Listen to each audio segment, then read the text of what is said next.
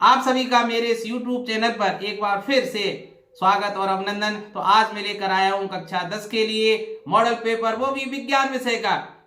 आज जैसा आपने देखा होगा कि इंग्लिश का जो हमारा मॉडल पेपर था काफी हिट रहा, उसमें अधिकतर प्रश्न उसी से आगे आपकी स्टोरी, लेटर और इवन दो जो पैसेज थे जो पाठ्य पुस्तक से आए थे वो भी हमारे मॉडल पेपर से आगे थे। चलिए उसको हम ज्यादा बनाते नहीं है, फिलहाल हम शुरू करते हैं विज्ञान विषय का मॉडल पेपर। तो इसमें सबसे पहले मैं आपको कराने जा रहा हूं जो आपके 30 नंबर का मैटर। जैसा आप जानते हैं प्रथम प्रश्न में आपको 12 प्रश्न ऑब्जेक्टिव के मिलेंगे, ऑब्जेक्टिव टाइप के, ठीक है। और दूसरे प्रश्न में 6 प्रश्न होंगे रिक्त स्थान वाले, और तीसरा जो प्रश्न होगा उसमें 12 प्रश्न होंगे एक एक नंबर के, जिनके उत्तर आपको 1 वर्ड या 20 से 20 के लगभग शब्दों में लिखना है, ठीक है। तो 30 नंबर का ये मैटर है, बहुत महत्वपूर्ण होता है, क्योंकि कभी कभी देखा जाता है कि बन के प्रश्न आ जाते हैं, किताब की एक एक लाइन को उठाकर प्रश्न बनाए जाते हैं, और हर पाठ में निर्धारित होता है कि उसमें से ज्ञानात्मक प्रश्न पूछा जाएगा या बोधात्मक पूछा जाएगा या कौशलात्मक पूछा जाएगा। तो मैं पूरा प्रयास करूंगा कि बिल्कुल ब्लूप्रिंट के आधार पर इन प्रश्नों को आपके सामने लेकर आऊं, और बोर्ड परीक्षा में सारे के सारे प्रश्न भगवान ने चाहिए तो इसी से मिल भी जाएं। चलो प्रयास करते हैं। तो सबसे पहले 30 प्रश्नों की तैयारी मैं आपको कराता हूं।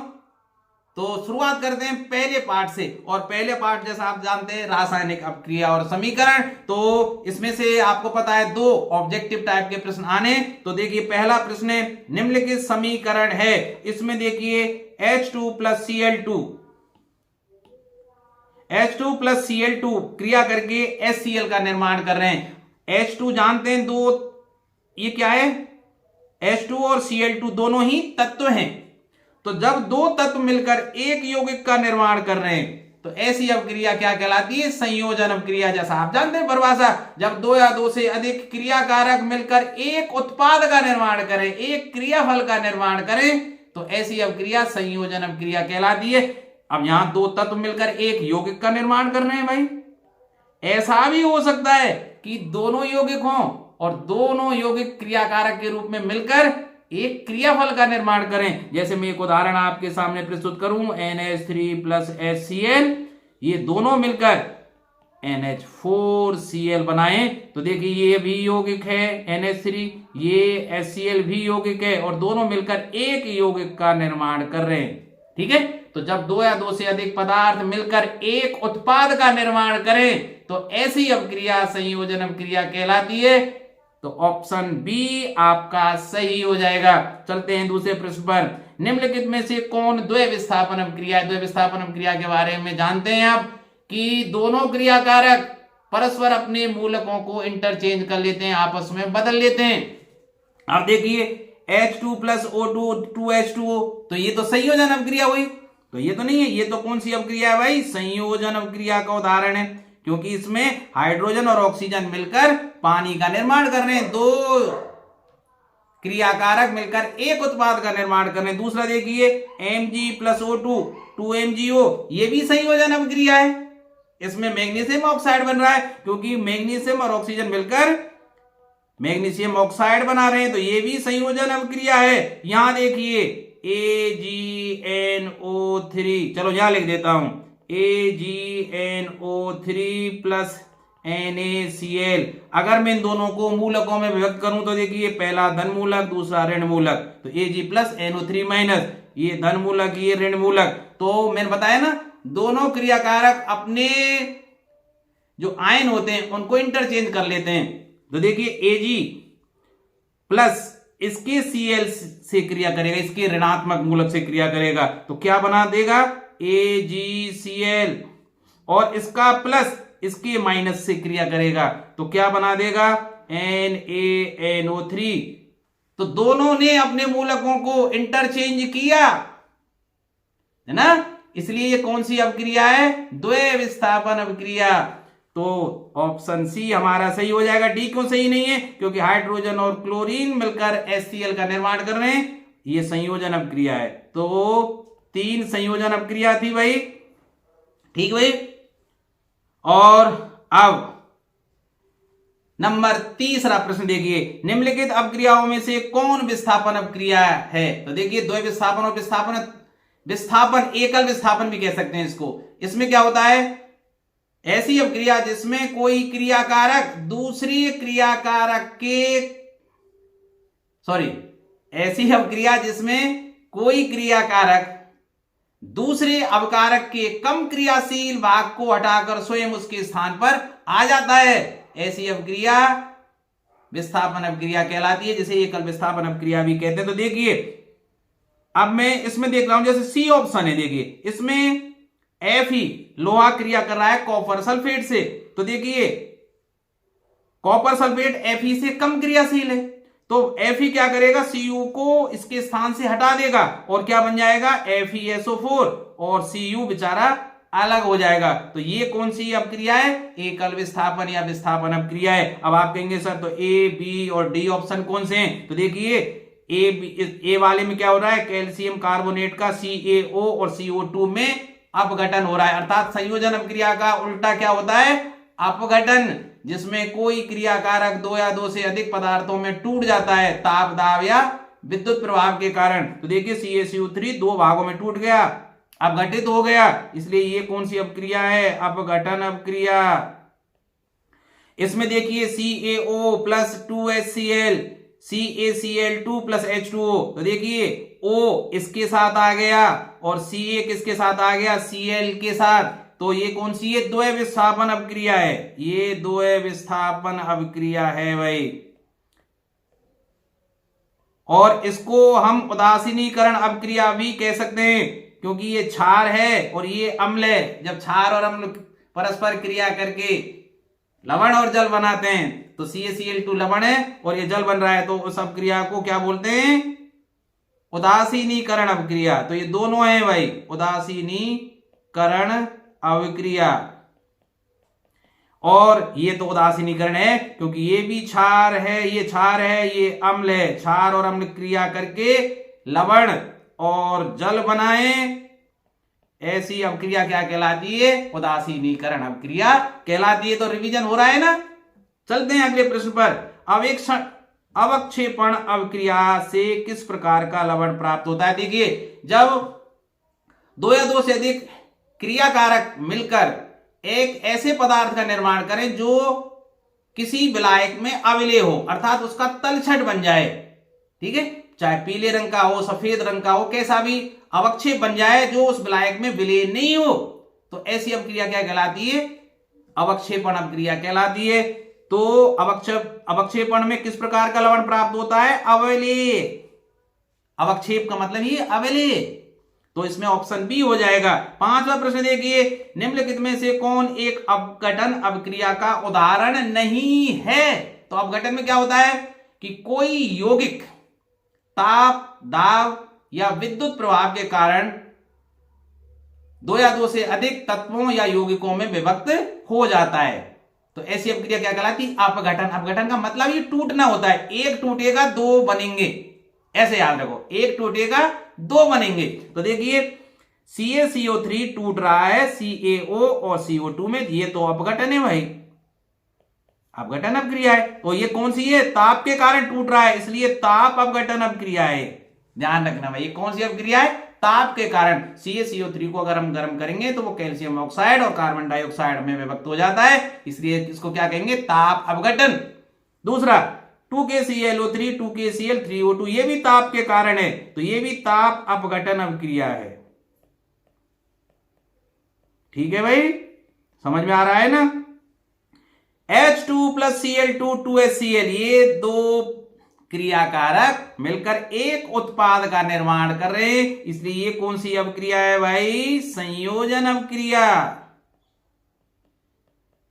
तो ये ही नहीं है, ऑप्शन सी इज करेक्ट। अब डी को भी देख लेते हैं। मानव शरीर में भोजन का पचना भी एक अपघटन अपक्रिया है, क्योंकि जो भी हम खाते हैं बहुत जटिल यौगिक होते हैं वो, तो जटिल यौगिकों को भी विभिन्न एंजाइमों के द्वारा छोटे छोटे सरल यौगिकों में विभक्त किया जाता है।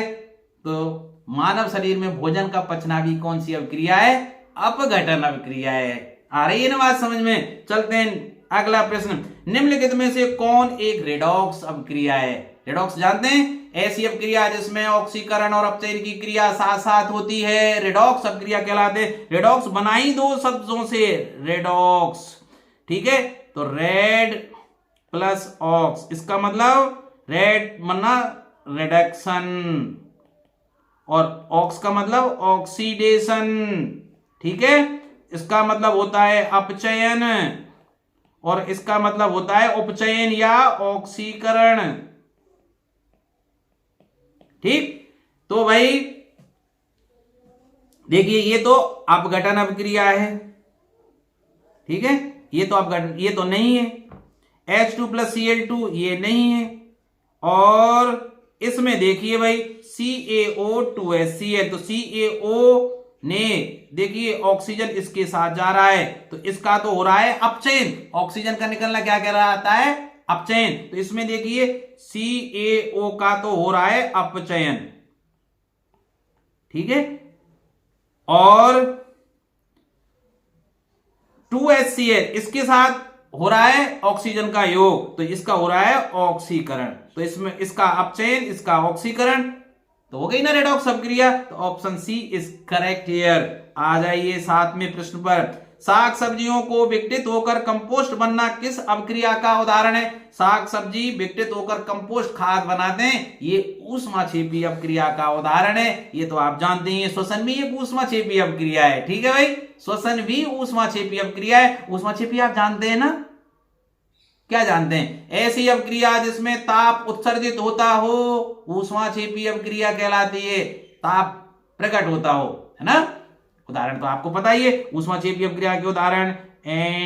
पता है आपको N2 plus 3H2 2NH3, nitrogen और हाइड्रोजन मिलकर जब अमोनिया का निर्माण करते हैं तो ये कौन सी है, ऊष्माक्षेपी अपक्रिया है। इसमें 22.4 किलो कैलोरी ऊष्मा उत्सर्जित होती है, या प्लस आप केवल ऊष्मा लिख सकते हैं।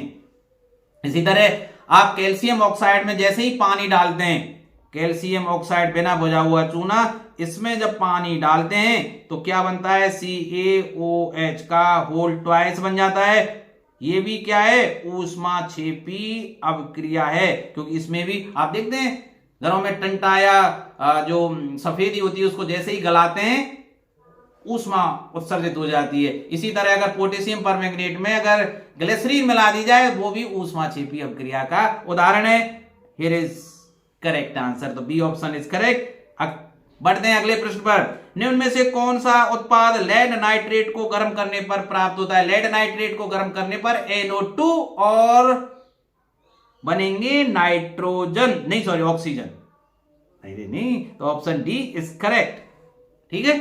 समीकरण लिखूं, अरे यार, लेड नाइट्रेट PbNO3 का होल ट्वाइस, इसको जैसे ही गर्म करेंगे क्या बनेगा भाई, PbNO2 plus NO2 plus O2। तो देखिए O2 2 और 2 4 और 2 6, N 1 और 1 2 हो गया ना भाई। तो NO2 और O2 बनेंगे, तो ऑप्शन डी यहां सही है। 9वां प्रश्न देखिए, निम्न में से कौन सही है? अर्थात यहां कुछ यौगिकों के अणुसूत्र दिए गए, उनको देखकर आपको बताना है कौन सा सही है। तो देखिए Na2CO3 सोडियम कार्बोनेट के साथ तो 10 अणु क्रिस्टलन जल के होते हैं, तो 10 कौन से हैं? ऑप्शन बी में, देखने की जरूरत ही नहीं है, ऑप्शन बी इज करेक्ट। अगले प्रश्न पर देखिए, निम्नलिखित अपक्रियाओं में अपघटन अपक्रिया कौन सी है? अपघटन में जानते हैं जब कोई यौगिक 2 या 2 से अधिक तत्वों में टूट जाता है या पदार्थों में टूट जाता है, अपघटन अपक्रिया कहलाती है। तो देखिए ये तो भाई कौन सी है, उदासीनीकरण अपक्रिया है, अभी बताया था। और ये भी नहीं है, ये अपघटन अपक्रिया है, ऑप्शन सी इज करेक्ट। और ये कौन सी है, संयोजन है, क्योंकि इसमें H2 और I2 मिलकर एक उत्पाद का निर्माण कर रहे हैं। तो अब तो नहीं बोलेंगे भाई, तो हो रहा है ना पूरे सिलेबस का। अब यहां देखिए Fe2O3 plus twice Al2O3 2Fe दी गई अपक्रिया किस प्रकार की अपक्रिया है? तो देखिए इसमें एल्युमिनियम Fe को विस्थापित कर रहा है। देखिए Fe के स्थान पर एल्युमिनियम आप आ रहा है, हटा दिया, विस्थापित कर दिया, विस्थापन अपक्रिया है भाई। तो काय विस्थापन अपक्रिया ये जल्दी में द्वय विस्थापन पर टिक मत लगा देना, क्योंकि द्वय विस्थापन में दोनों मूलक परस्पर आपस में इंटरचेंज करते हैं, तो यहां दूसरा है ही नहीं, एकल पदार्थ है, दूसरा मूलक इसके साथ कुछ है ही नहीं, तो एकल विस्थापन है भाई ये। देखिए सक्रियता श्रेणी में हाइड्रोजन के ऊपर के धातु क्या करते हैं, अम्लों से अपक्रिया कर हाइड्रोजन गैस बनाते हैं। Option B correct.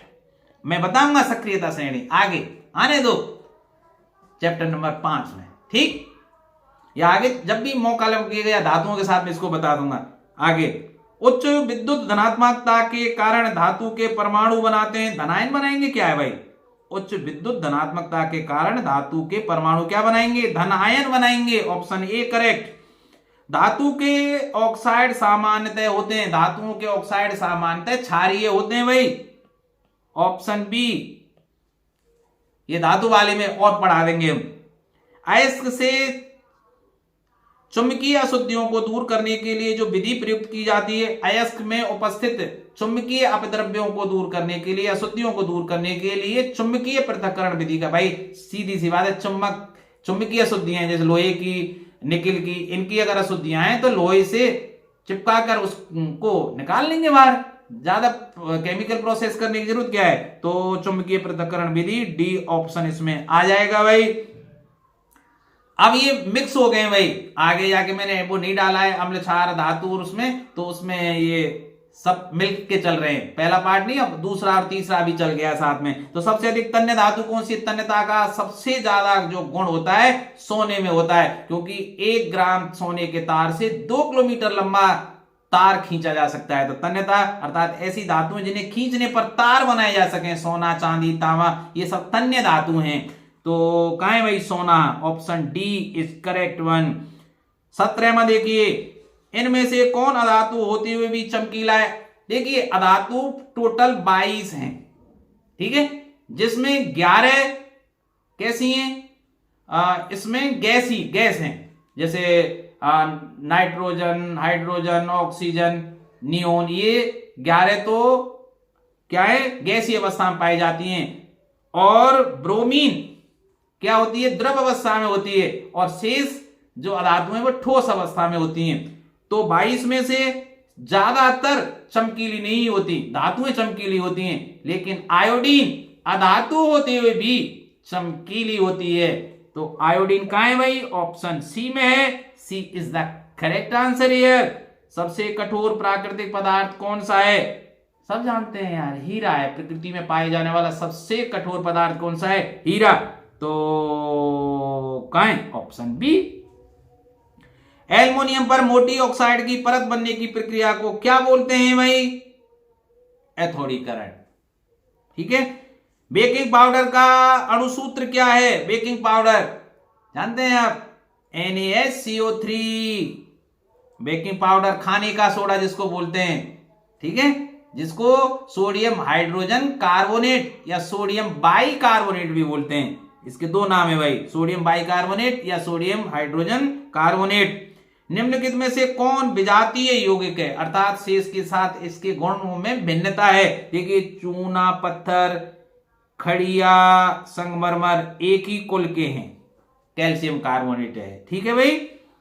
Plaster of, ये सब कैल्शियम कार्बोनेट हैं, और ये प्लास्टर ऑफ पेरिस क्या होता है, CaSO4.2H2O, कैल्शियम सल्फेट होता है, नहीं प्लास्टर ऑफ पेरिस है, सॉरी, ये जिप्सम का सूत्र मैंने लिख दिया, इसमें क्या करेंगे, हाफ लिखेंगे भाई, हाफ, ठीक है, CaSO4.2H2O, प्लास्टर ऑफ पेरिस। 22वां प्रश्न देखिए, निम्नलिखित में से सेहत का कौन सा क्षारक विलयन का मान देता है, सेहत खराब नहीं हो, सेहत सही कब रहेगी भाई, ना तो माध्यम अम्लीय हो ना क्षारीय, अर्थात माध्यम क्या हो, उदासीन, और उदासीन का बिंदु क्या है, 7, B is the correct one, क्योंकि 7 से कम पीएच का मान होने पर माध्यम अम्लीय हो जाता है, और 7 से 14 तक बढ़ने पर माध्यम क्षारीयता बढ़ती जाती है उसकी, ठीक है भाई। अपने शुद्ध रूप में धातु की सतह होती है, चमकदार होती है, सब जानते हैं धातुएं कैसी होती है, चमकदार होती हैं, option A is correct one.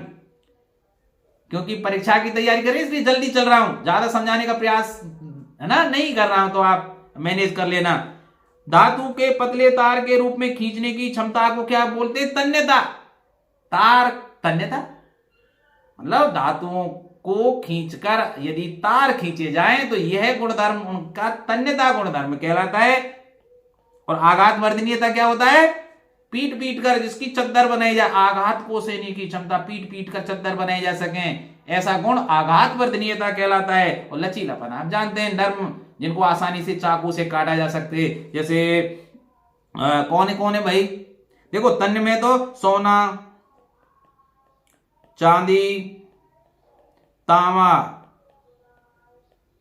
ठीक है भाई। लचीलापन सोडियम, पोटेशियम, है ना, सोडियम, पोटेशियम और गैलियम, ये सब कैसी है भाई? लचीली होती हैं, मतलब नर्म होती हैं, चाकू से आसानी से काटा जा सकता है। आघात वर्धनीय जो ना, जैसे लोहा है भाई, आघात वर्धनीयता का गुण होता है इसमें, ठीक है। कुछ धातुओं को पीटकर पतली चादर बनाया जा सकता है, इस गुणधर्म को अभी बताया था मैंने, आघात वर्धनीयता कहते हैं इसको। Option B is correct one.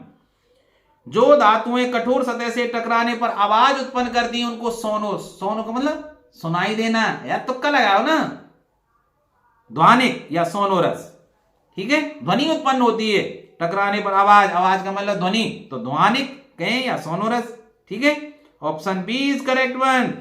निम्नलिखित में से कौन लवण है? तो अम्ल और क्षार की क्रिया के फलस्वरूप जल के अतिरिक्त जो पदार्थ बनता है उसे लवण कहते हैं। तो अम्ल और क्षार की क्रिया के कारण ही जल के अतिरिक्त जो पदार्थ बनेगा उसे लवण कहेंगे। तो भैया HCl तो अम्ल है, NOH क्षार है, NH4OH ये भी क्षार है, तो K2SO4 क्या हो जाएगा? लवण।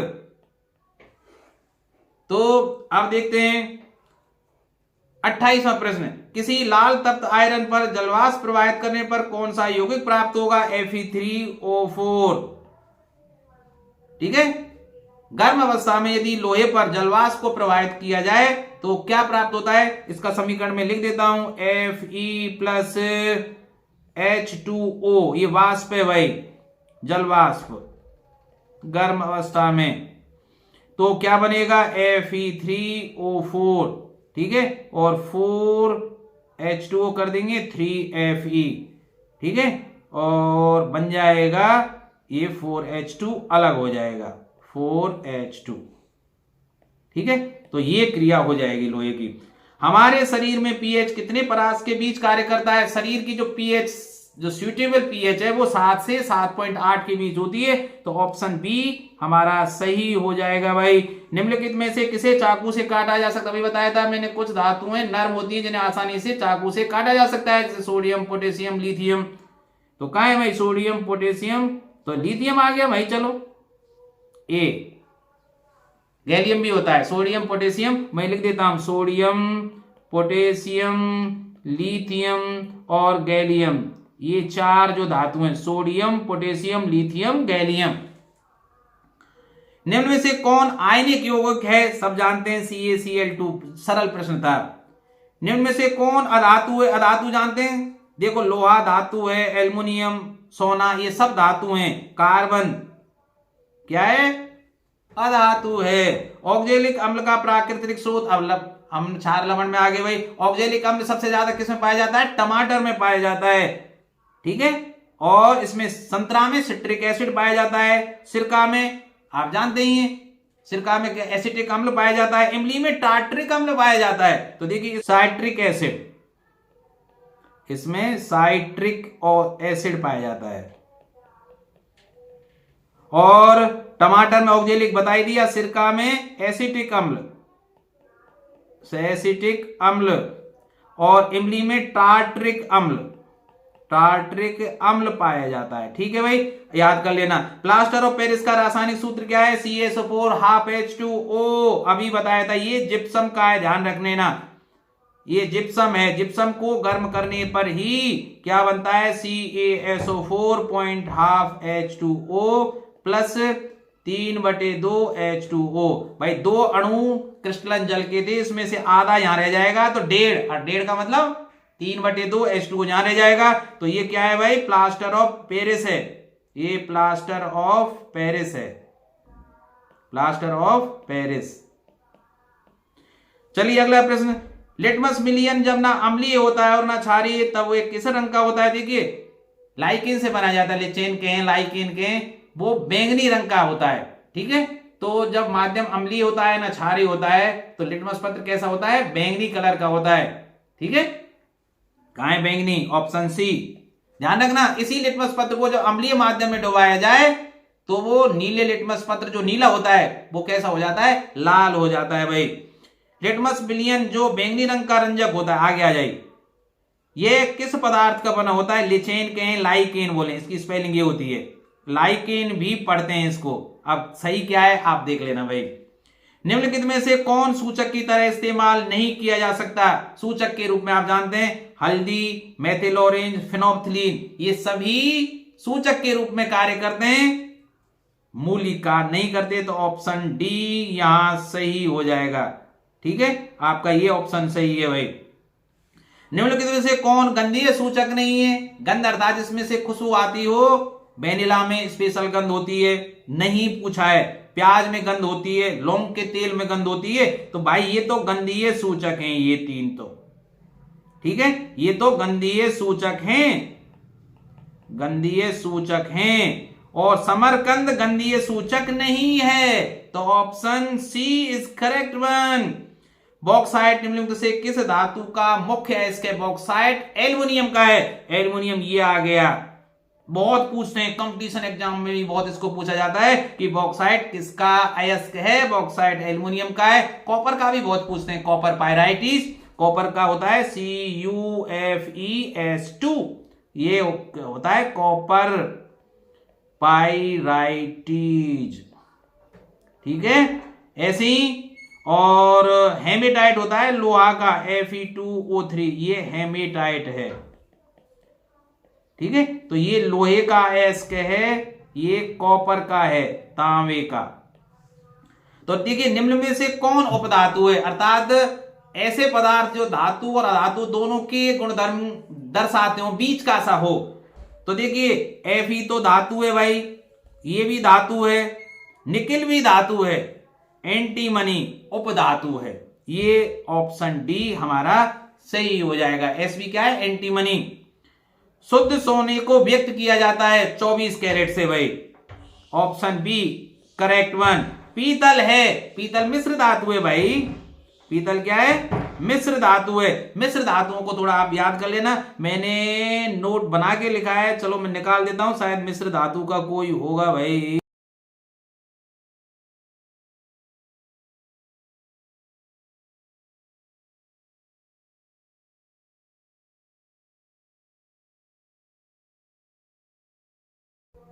हाँ भाई,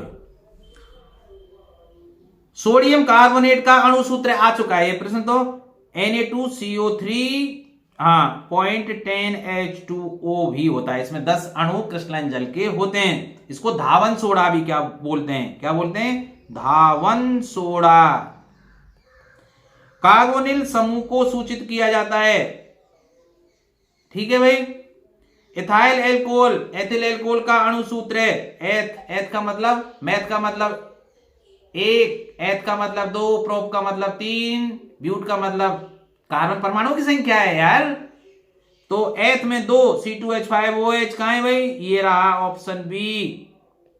अमलगम एक मिश्र धातु है जिसमें हमेशा अमलगम पारे के साथ अगर धातु का कोई मिश्रण बनता है तो उसको अमलगम बोलते हैं। वेयर इज पारा? ये रहा ऑप्शन सी।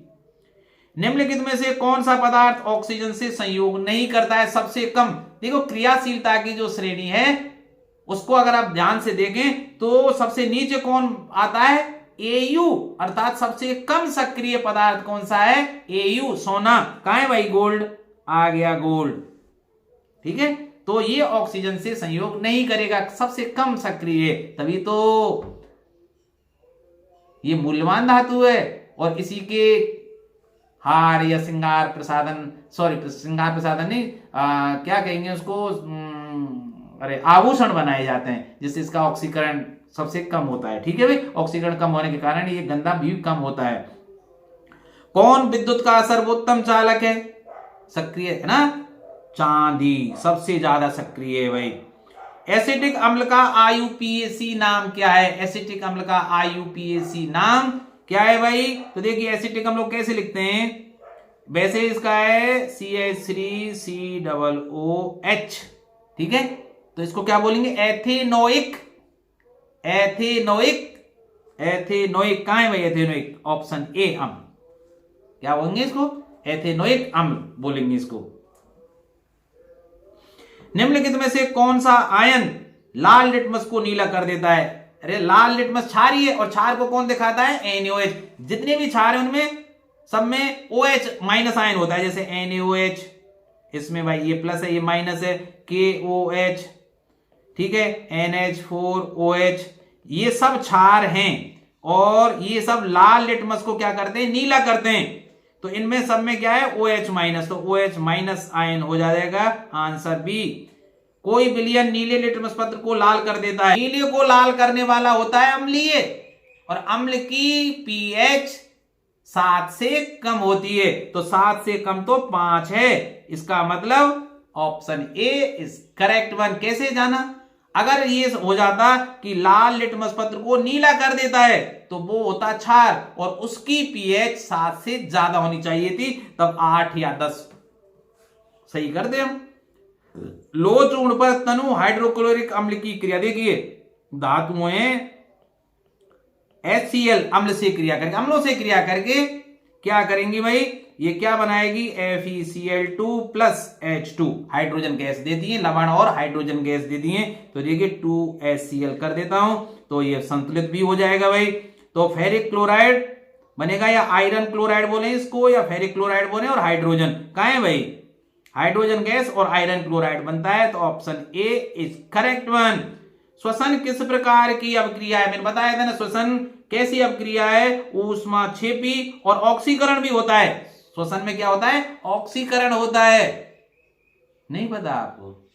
और ऊष्मा भी निकलती है, पता है क्या?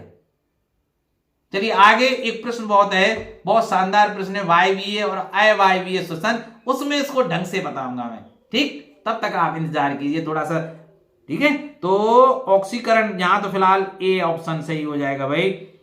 CuO plus H2, Cu plus H2O किस प्रकार की अपक्रिया है? वैसे तो रेडॉक्स अपक्रिया है भाई, रेडॉक्स भी है क्योंकि इसमें इसका अपचयन हो रहा है, CuO का Cu में अपचयन हो रहा है, CuO का Cu में अपचयन हो रहा है, और H2 ऑक्सीजन से जुड़ रही है, इसका H2 का क्या हो रहा है? ऑक्सीकरण, H2 का H2O में ऑक्सीकरण,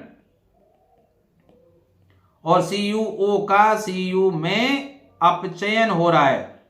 इसलिए दोनों ऑक्सीकरण और अपचयन अपक्रिया साथ साथ होने के कारण ये रेडॉक्स अपक्रिया है, ठीक है। तो रेडॉक्स अपक्रिया इसमें लिखें। साइट्रिक अम्ल का प्राकृतिक स्रोत क्या है? साइट्रिक अम्ल अभी बताया था आपने, सिट्रिक अम्ल का, खट्टे पर जो फल होते हैं जैसे संतरा, नींबू, ठीक है, ऑप्शन सी करेक्ट। इमली में टार्टरिक अम्ल अभी बताया था, टमाटर में ऑक्जेलिक अम्ल, और दही में लैक्टिक अम्ल। तो आपसे पूछे कि दो खाद्य अम्लों के नाम लिखिए और उनके स्रोतों के नाम भी लिखिए, तो आप लिख देना इमली, इमली में कौन सा है? टार्टरिक अम्ल। टमाटर, इसमें साइट्रिक अम्ल, सॉरी टमाटर में ऑक्जेलिक अम्ल, यार इसको भूल जाते हैं बार बार। संतरा और नींबू में साइट्रिक अम्ल और दही में लैक्टिक अम्ल का प्रयोग करते हैं। तो टार्टरिक अम्ल कहां पाया जाएगा? इमली में। कहां है? Option B. लैक्टिक अम्ल का स्रोत कहां होता है? दही, ऑप्शन ए। सरलतम हाइड्रोकार्बन होता है CH4 मेथेन, तो ये हो गया भाई मेथेन, CH4, ऑप्शन ए सही है भाई। कार्बन हाइड्रोजन से संयोग करके बनाता है हाइड्रोकार्बन। कार्बन और हाइड्रोजन जब संयोग करके किसी यौगिक का निर्माण करते हैं तो ऐसा उत्पाद हाइड्रोकार्बन कहलाता है, option B is correct one. वायुमंडल में CO2 गैस की उपस्थिति होती है 0.03%, कहां है भाई? ऑप्शन सी में। सीसा और टिन की मिश्र धातु को सोल्डर बोलते हैं, जो टांका लगाने के लिए काम में आता है ना। आप रेडियो टीवी कभी बनवाने गए होंगे तो वो तारों को झालता है या सोल्डरिंग करता है, तो कहां है भाई? Solder, option A. निम्नलिखित में से कौन अधिक क्रियाशील है? अब सक्रियता जो श्रेणी है वो आपको देखनी पड़ेगी। तो सक्रियता श्रेणी में आप देख लीजिए और इसमें देख लीजिए कौन सबसे ज्यादा अविक्रियाशील है। निम्नलिखित में से कौन अति ज्वलनशील है? श्वेत फास्फोरस भाई। इसीलिए श्वेत फास्फोरस को, जिससे हम पीला फास्फोरस भी कहते हैं, क्योंकि ये कुछ समय पश्चात वायु के ऑक्सीजन से क्रिया करके पीला सा पड़ जाता है। पानी में रखते हैं इसको, क्योंकि वायु के तापक्रम पर या कमरे के तापक्रम पर ये स्वतः जलने लग जाता है। 30 सेंटीग्रेड 28 के लगभग ये जलने लग जाता है। इसलिए इसको किस में रखा जाता है? पानी में रखा जाता है, ध्यान रखना भाई। और मिट्टी के तेल में किसको रखा जाता है? सोडियम को। सोडियम को रखा जाता है मिट्टी के तेल में। लाल फास्फोरस तो हमारी जो दियसलाई होती है उसके ऊपर लगा होता है। इसका जो ज्वलनांक है बहुत काफी ज्यादा होता है। साधारण गंधक और प्लास्टिक ये तो भाई अति ज्वलनशील में नहीं है।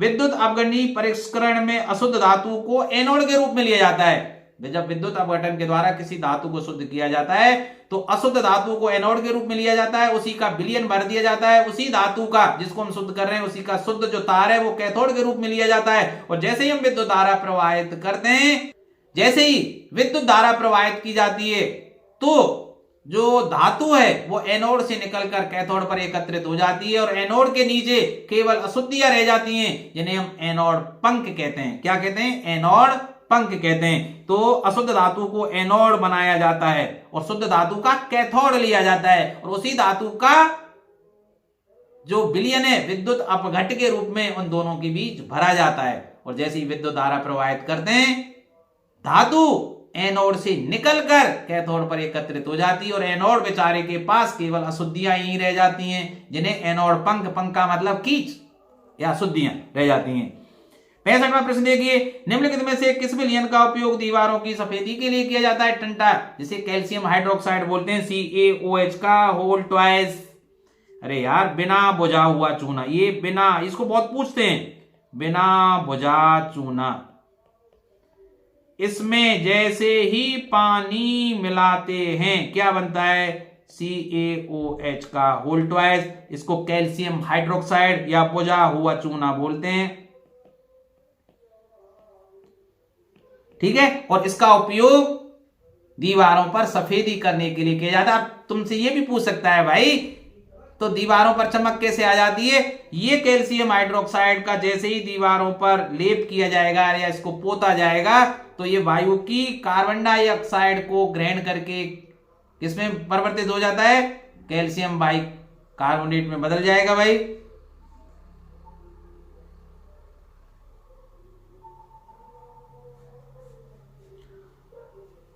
और दीवारें चमकने लग जाएंगी कैल्शियम कार्बोनेट में। निम्नलिखित में से कौन सा बुझा हुआ चूना है? ये रहा भाई, CaOH का होल ट्वाइस। लवण Na2CO3 का जलीय विलयन लवण है भाई। ये Na2CO3 अम्ल और क्षार की क्रिया के फलस्वरूप बनेगा, इसलिए इसका pH 7 होगा। 7 का है भाई, ये रहा। दांतों का क्षय, जब हमारे मुंह का माध्यम अम्लीय हो जाता है और हमारी जो pH का मान है, मुंह के अंदर का जो pH का मान है 5.5 से कम हो जाए। कहां है? 5.5 से कम होने पर option B is correct one. हमारे पेट उदर में कौन सा अम्ल उत्पन्न होता है? हाइड्रोक्लोरिक अम्ल। कहां है भाई? हाइड्रोक्लोरिक अम्ल।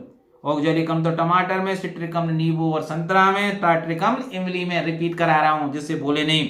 हाइड्रोक्लोरिक अम्ल एवं सोडियम हाइड्रोक्साइड के विलयन की अपक्रिया से उत्पन्न लवण को क्या कहेंगे? देखिए, हाइड्रोक्लोरिक अम्ल बन गया HCl, ठीक है, और सोडियम हाइड्रोक्साइड NaOH। तो देखिए, इसका H, इसका Cl माइनस, इसका Na का प्लस और OH का माइनस। तो देखिए H प्लस तो क्रिया करेगा इस OH से और Na से क्रिया करेगा Cl से, तो बनेगा NaCl प्लस H2O। OH और H, एक H ये और ये H2 हो जाएगा और ये O साथ में आ जाएगा, तो ये लवण बनेगा भाई। और ये जल है, उदासीनीकरण अपक्रिया का उदाहरण है। तो क्या बनेगा? Sodium chloride. Option B is correct one. निम्नलिखित में से कौन सबसे अधिक अवक्रियाशील धातु है? सॉरी,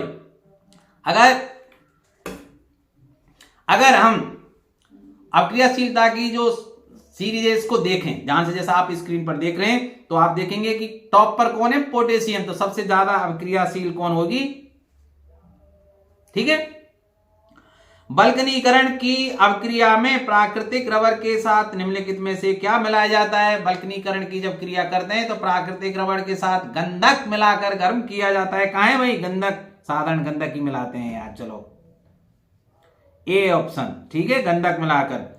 1 ग्राम सोना से कितना लंबा तार बनाया जा सकता है, 2 किलोमीटर। आंसर बी, पहले ही बता चुका हूं। कमरे के ताप पर मरकरी धातु किस अवस्था में पाई जाती है, ज्यादातर धातुएं ठोस अवस्था में है, केवल मरकरी को छोड़कर, क्योंकि कमरे के ताप पर मरकरी द्रव अवस्था में पाया जाता है। मरकरी का मतलब पारा, पारे का मतलब Hg, और ये द्रव, आंसर बी हो जाएगा। बेकिंग सोडा का रासायनिक नाम है, अभी बताया था, NaCO3 अर्थात सोडियम हाइड्रोजन कार्बोनेट, या इसको सोडियम बाइकार्बोनेट भी कहते हैं। इसका अणुसूत्र क्या है, NaCO3। बेकिंग सोडा, इसको खाने का सोडा भी कहते हैं। रासायनिक नाम सोडियम हाइड्रोजन कार्बोनेट या सोडियम बाइकार्बोनेट। बेकिंग सोडा का रासायनिक सूत्र यार ये आ ही गया, रिपीटेशन सा हो गया है। जल की स्थायी कठोरता दूर करने के लिए उसमें बेकिंग सोडा मिलाया जाता है, जिसको धावन सोडा, और इसका सूत्र आप जानते हैं Na2CO3.10H2O होता है। इसको धावन सोडा भी बोलते हैं, धोने का सोडा, कुछ भी बोल दीजिए। अब आ जाते हैं तत्वों का आवर्त वर्गीकरण। आप देख रहे हैं मेरा चैनल, तो भाई आपको अगर वीडियो पसंद आ रहा है तो यार सब्सक्राइब कर दीजिए, बाद में आप भूल जाते हैं। इतने सब्सक्राइबर नहीं है जितने होने चाहिए, ठीक है। और अगर आप चाहें तो यार मित्रों को शेयर भी कर सकते हैं, ये आपकी इच्छा पर है, क्योंकि मित्रों से अंकों के लिए शेयर कम करते हैं बच्चे यार, कहीं मुझसे ज्यादा अंक नहीं आ जाते। ऐसी अगर आपकी सोच नहीं है तो शेयर कर दीजिए ना, करेंगे आप। चलो, भारतीय संगीत प्रणाली में संगीत के कितने सुर हैं, 7 सुर है भाई। सारे गामा पाधा नी, ठीक है, सारे गामा पाधा नी, फिर सा रिपीटेशन हो जाता है, ठीक है, 7 सुर हैं। जब मेंडीप ने अपना कार्य प्रारंभ किया तब कितने तत्व ज्ञात थे, 63। Option D is correct one. अब देखिए, आवर्त सारणी के किसी आवर्त में बाएं से दाएं जाने पर तत्वों के ऑक्साइड की अम्लीय प्रवृत्ति बढ़ती है। Option B is correct one. एक आवर्त में बाएं से दाएं जाएंगे तो उसकी अम्लीय प्रवृत्ति बढ़ेगी भाई। निम्नलिखित में से सबसे अधिक अपक्रियाशील हैलोजन कौन सा है, सबसे अधिक अपक्रियाशील हैलोजन क्लोरीन है भाई, या फ्लोरीन। मैं चलो वो अभी आपको बताता हूं। आवर्त सारणी कहां है भाई, आ जाइए आवर्त सारणी, आइए आवर्त सारणी, भाई आवर्त सारणी। तो देखिए, इसको ध्यान से देखिए आप, आवर्त सारणी को, इसको ध्यान से देखें तो फ्लोरीन है भाई, ये रहा ना। इसमें 17वां जो ग्रुप है आपका, इसमें देखिए फ्लोरीन सबसे ऑन द टॉप है, fluorine is on the top, chlorine number 2। तो सबसे ज्यादा जो क्रियाशील होगी वो फ्लोरीन होगी। नंबर 2 कौन है, क्लोरीन, ठीक भाई। आधुनिक आवर्त सारणी में परमाणु साइज से क्या पता चलता है, परमाणु की त्रिज्या का पता चलता है। परमाणु साइज का मतलब आकार, परमाणु गोल होता है ना, तो परमाणु की त्रिज्या का पता लगता है। एक पिकोमीटर में होते हैं 10 की घात -12, ठीक है। एक पिकोमीटर 1 pm बराबर 10 की घात -12 मीटर, और 1 माइक्रोमीटर में 10 की घात -6 मीटर, ठीक है। और 1 नैनोमीटर में क्या आ जाता है, नैनो का मतलब 9। तो ये आपसे बाई चांस पूछ ले, संभावना कम है। आवर्त सारणी के प्रथम वर्ग के सदस्य, अब देखिए आवर्त सारणी के प्रथम वर्ग के सदस्य, देखिए प्रथम वर्ग ये है ना भाई, लिथियम, सोडियम, ठीक है, और पोटेशियम, ये है। तो ये सब कैसे हैं भाई, क्षारीय धातु हैं। कैसी हैं, क्षारीय धातु हैं। और आवर्त सारणी में शून्य समूह आप जानते हैं नोबल गैसों वाला माना जाता है। तो नोबल गैस कौन सी है, हीलियम है, ठीक है, हीलियम, ये नोबल गैस है। जो 18 में है ना, जो 18 में helium, neon, argon, krypton, xenon ना, ये सब क्या है, नोबल गैस हैं। इसको शून्य ग्रुप भी कहा जाता है, 18 के बजाय शून्य ग्रुप भी बोल देते हैं। तो देखिए अब 86वां प्रश्न देखिए, अष्टक का नियम निम्न में से किसके द्वारा दिया गया था। देखिए ध्यान रखना, न्यूलैंड का अष्टक नियम था, न्यूलैंड का अष्टक नियम था। तो option C is correct one here. Mendeleev ने सबसे पहले आवर्त सारणी दी थी, आधुनिक आवर्त सारणी मोजले के द्वारा, ठीक है। और डोवेनाइरर का त्रिक था, डोवेनाइरर का त्रिक नियम, इसके द्वारा त्रिक नियम, ध्यान रखना भाई, इसका त्रिक नियम था। मैंने पूछा है अष्टक का नियम, और अष्टक न्यूलैंड का अष्टक नियम है। मेंडलीफ सबसे पहले जिसने बताया था कि तत्वों के या पदार्थ तत्वों के जो गुण हैं उनके परमाणु भार के या द्रव्यमान संख्या के आवर्ती फलन होते हैं। संशोधन करके मोजले ने क्या कह दिया था, परमाणु क्रमांक या परमाणु संख्या के आवर्ती फलन होते हैं। तो आधुनिक आवर्त सारणी मोजले की है, पुरानी मेंडलीफ की है भाई। और बीच में डोवेनाइरर ने त्रिक नियम दिया था, न्यूलैंड ने अष्टक नियम दिया था। तो आशा है आ रहा है ना समझ में, यस। आवर्त सारणी के समूह में ऊपर से नीचे जाने पर परमाणु आकार बढ़ेगा भाई, option B is correct one. आधुनिक आवर्त के नियम के अनुसार तत्वों का गुणधर्म उनके परमाणु क्रमांक के आवर्ती फलन होते हैं, परमाणु संख्या के या परमाणु क्रमांक के, तो ऑप्शन बी इज करेक्ट। क्योंकि द्रव्यमान का आवर्ती फलन तो मेंडलीफ ने बताया था, ये किसने बताया था, मोजले महाराज ने, ठीक है। आधुनिक आवर्त सारणी में बाईं से दाईं ओर जाने पर परमाणु साइज बढ़ता है। मैग्नीशियम आवर्त सारणी के किस समूह का सदस्य है, मैग्नीशियम आवर्त सारणी के किस समूह का सदस्य है। तो देखिए मैग्नीशियम मैं आपको दिखा देता हूं, ये रहा, और मैग्नीशियम दूसरा ये रहा भाई। तो मैग्नीशियम किसका है, दूसरे का, समूह सेकंड का, option B will be correct one here. तत्वों के निम्नलिखित जोड़ों में जिनके रासायनिक आचरण समान होंगे, तो एक ही ग्रुप में जो होंगे उनके आचरण समान होंगे। देखिए तो मैं आवर्त सारणी को फिर आपकी स्क्रीन पर लेकर आ जाता हूं, चलिए आ जाइए भाई। आवर्त सारणी कहां है, इसको ले आता हूं, चलिए आइए आवर्त सारणी। चलिए इसको ग्रुप को देखने के लिए मैं इसमें यहां लगा देता हूं और इसको ऐसे बड़ा कर देता हूं, ठीक भाई। तो इसको मैं डन कर देता हूं। तो देखिए किसके साथ रहेंगे, अब इसमें देखिए नाइट्रोजन और फास्फोरस, देखिए नाइट्रोजन और फास्फोरस कहां है आपके ग्रुप, देखिए साथ में इसको देखिए, नाइट्रोजन और फास्फोरस ये एक ग्रुप है भाई, नाइट्रोजन और फास्फोरस एक ही में आ रहे हैं, ठीक है। इसलिए इनके गुण समान रहेंगे नाइट्रोजन और फास्फोरस के, ऑप्शन डी इसमें सही हो जाएगा। आप कहेंगे साहब सोडियम और एल्युमिनियम के क्यों नहीं होंगे, क्योंकि सोडियम देखिए यहां है, एल्युमिनियम कहां है भाई, कहीं दूर होगा। एल्युमिनियम कहां है भाई, 35 कहां है, 35 कहां है, 30 एल्युमिनियम ये रहा 13, एल्युमिनियम 13 मिल गया भाई। तो ये सोडियम यहां है, ये 5वें में, तो भाई हो गया ना, दूर हो गया। ऐसे ही आर्गन और पोटेशियम, पोटेशियम यहां है, आर्गन यहां है, ठीक है, कोई मैचिंग नहीं है, ठीक है। तो ये अलग अलग रहेंगे। अब हम आ जाते हैं आपके जो बायो जो ग्रुप है उसमें हम आपको ले चलते हैं भाई।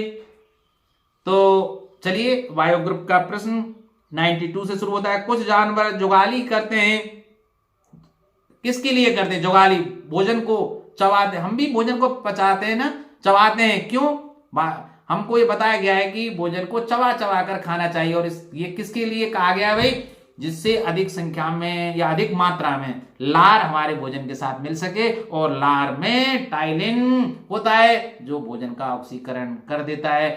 ऑक्सीकरण को करने का मतलब स्टार्च को माल्टोज में बदल देता है। तो भोजन को पचाने के लिए किए करते हैं भाई जानवर इस सब काम को।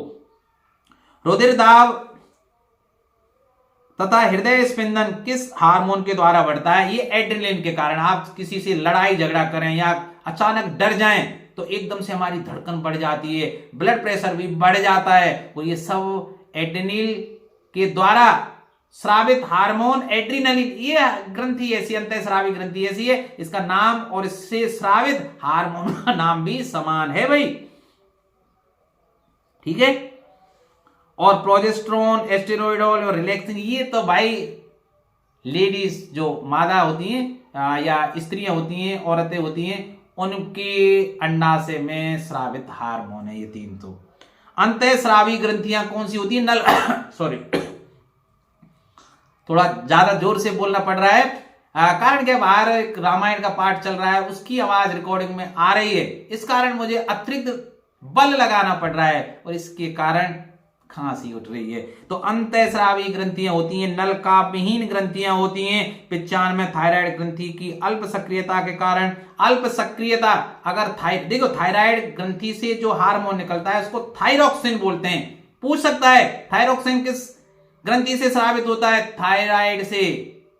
और अगर इसकी T3 जिसको जो हार्मोन निकलता है उसको T3 T4 बोलते हैं, ठीक है। अगर ये ज्यादा है तो इसको बोलते हैं अति सक्रियता, अर्थात उसको हाइपरथायराइडिज्म बोलते हैं। और अगर कम निकले अर्थात थायरॉक्सिन बने ही नहीं, उसको हाइपोथायराइडिज्म बोलते हैं। तो इसके कारण बौनापन हो जाएगा, अब अल्प सक्रियता हो जाएगी और मिक्सिडीमा, ये सभी हो जाएंगे यार। D option is correct one, ये सभी रोग उत्पन्न हो जाते हैं। और ज्यादा अगर सक्रिय हो जाए, थायरॉक्सिन ज्यादा लग जाए तो चेहरे का लाल हो जाना, हृदय की धड़कन बढ़ जाना, है ना, ये सब गुणधर्म आ जाते हैं और वजन भी बढ़ जाता है इसके कारण।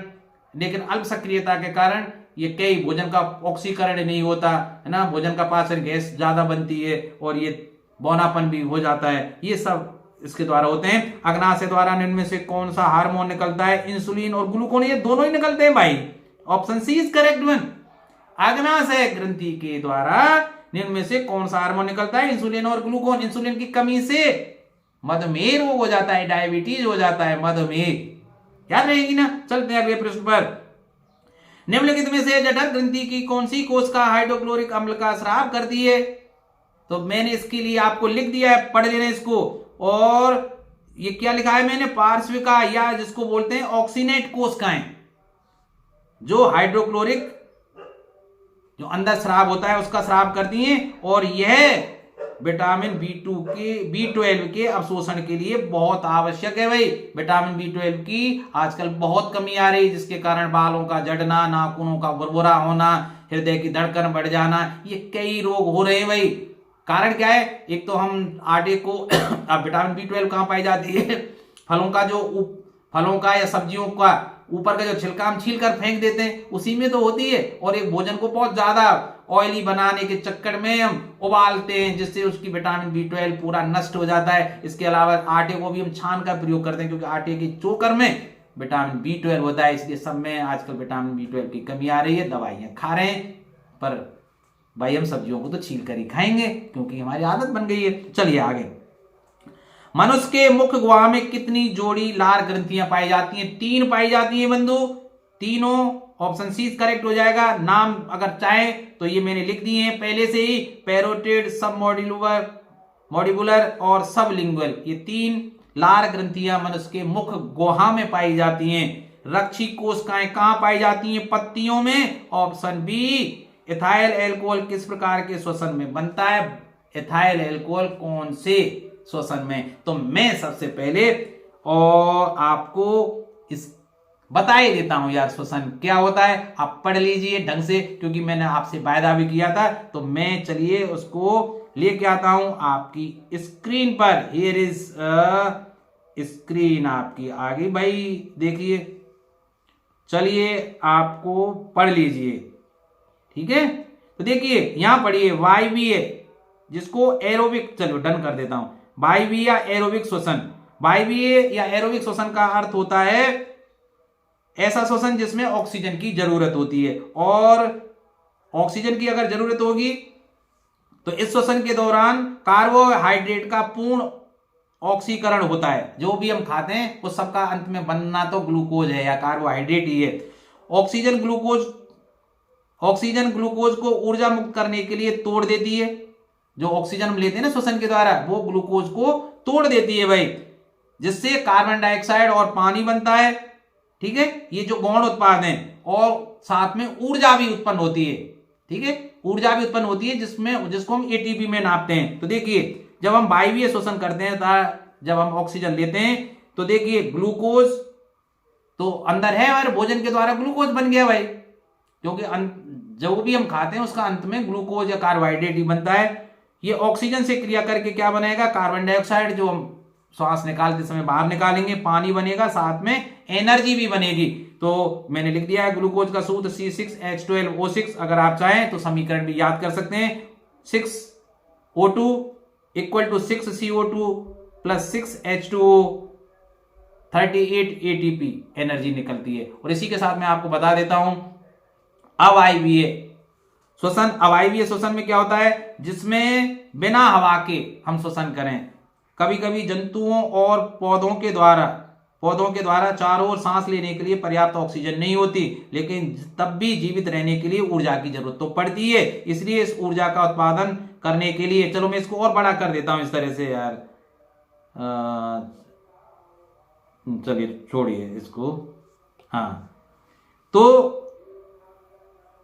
ऐसा जो इसको पढ़ लेना, कार्बन डाइऑक्साइड तब भी बनती है, इसे पौधों में अवायवीय श्वसन के लिए कहा जाता है। और इसका समीकरण मैंने लिख दिया है, ग्लूकोज बनेगा, अब क्योंकि इसमें O2 तो ले ही नहीं रहे, तो एथेनॉल भी बनेगा, कार्बन डाइऑक्साइड भी बनेगी और एनर्जी। तो ये ग्लूकोज का सूत्र है, ये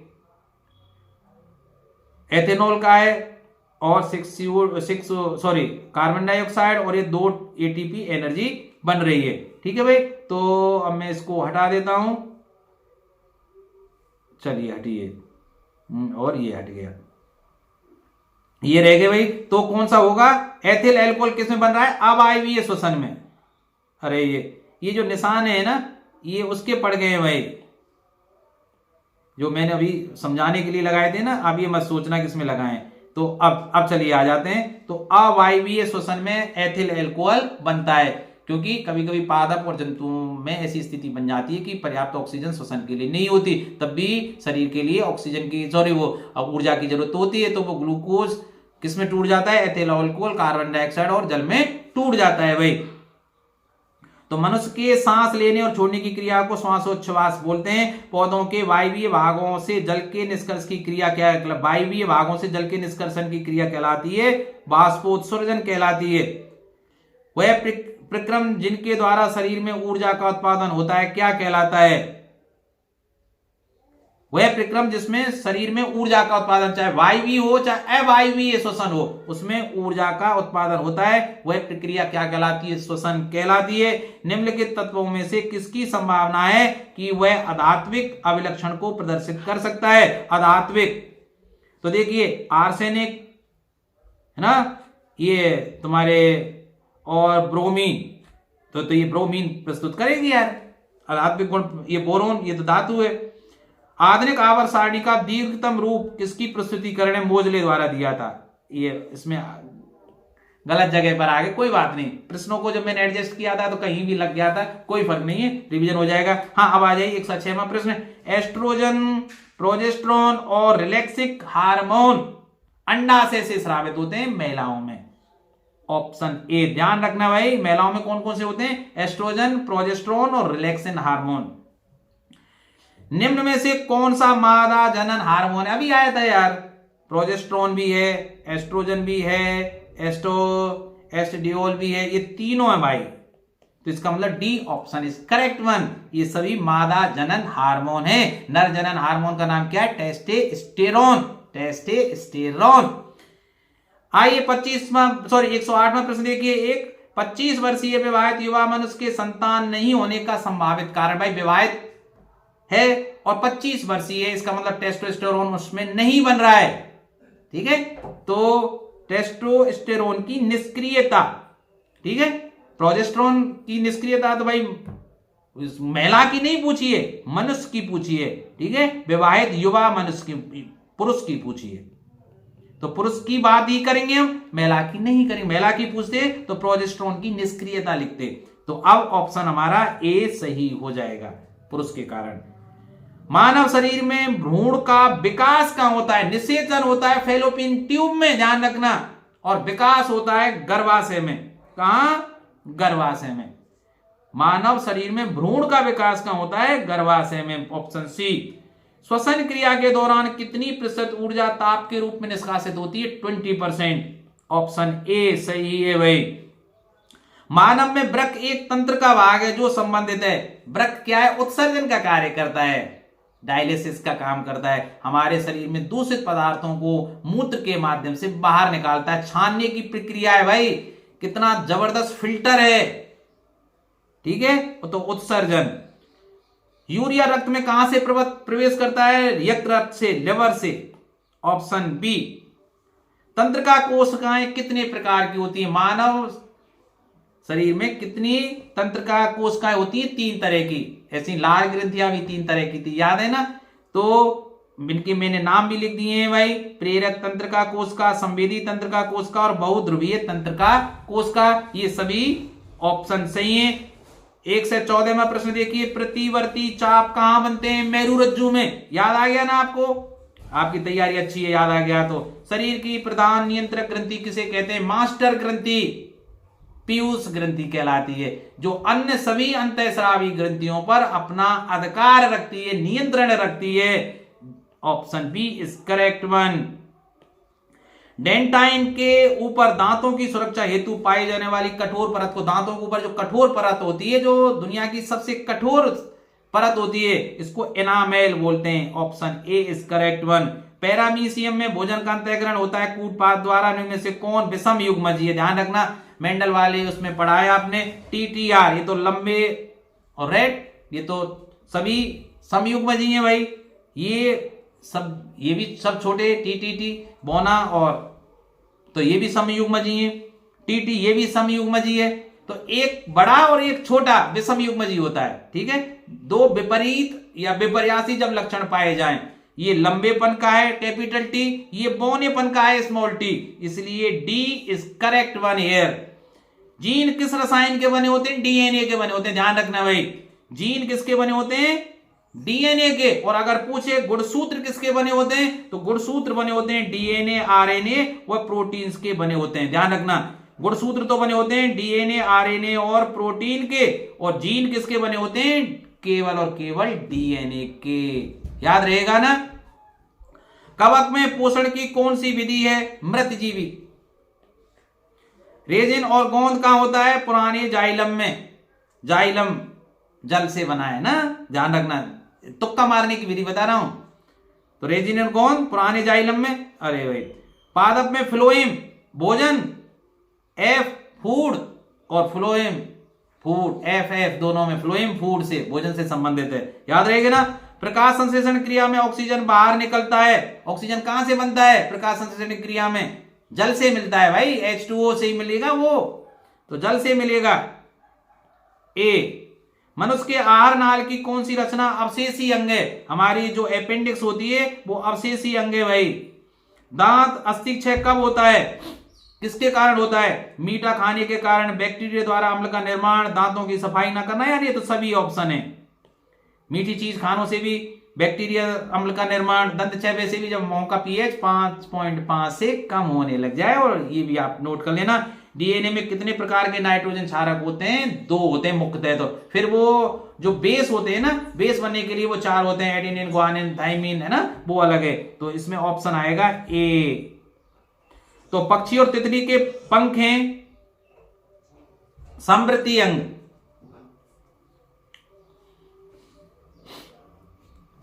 किसी जीव की जीनी संरचना कहलाती है जीन प्रारूप या जीन प्रारूप। Option B.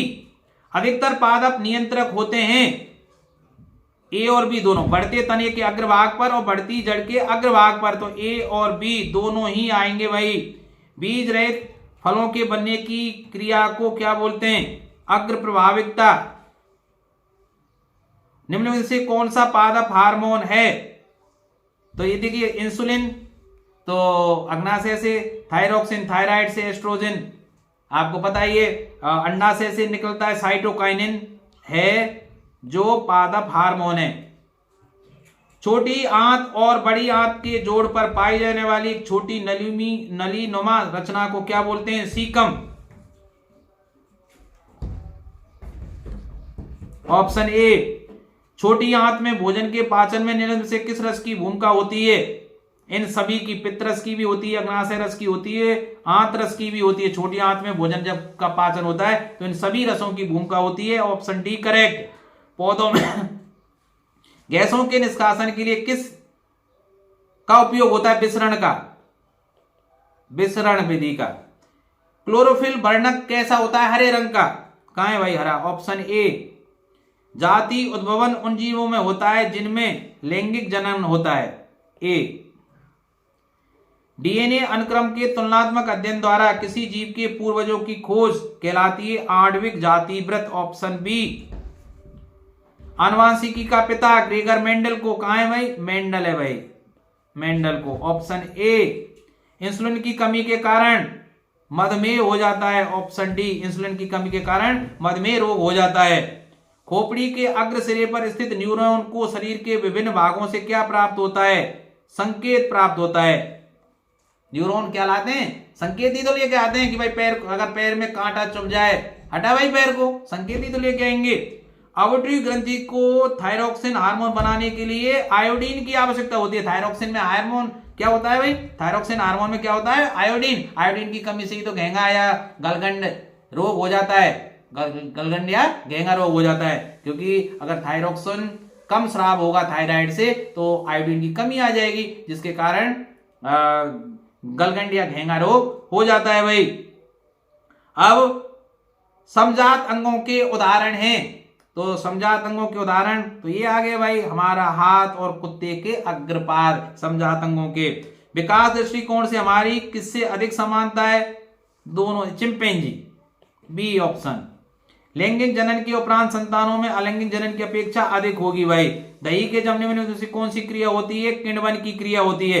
जीवन की उपापचयी क्रियाओं के संचालन के लिए निम्न से कौन आवश्यक है?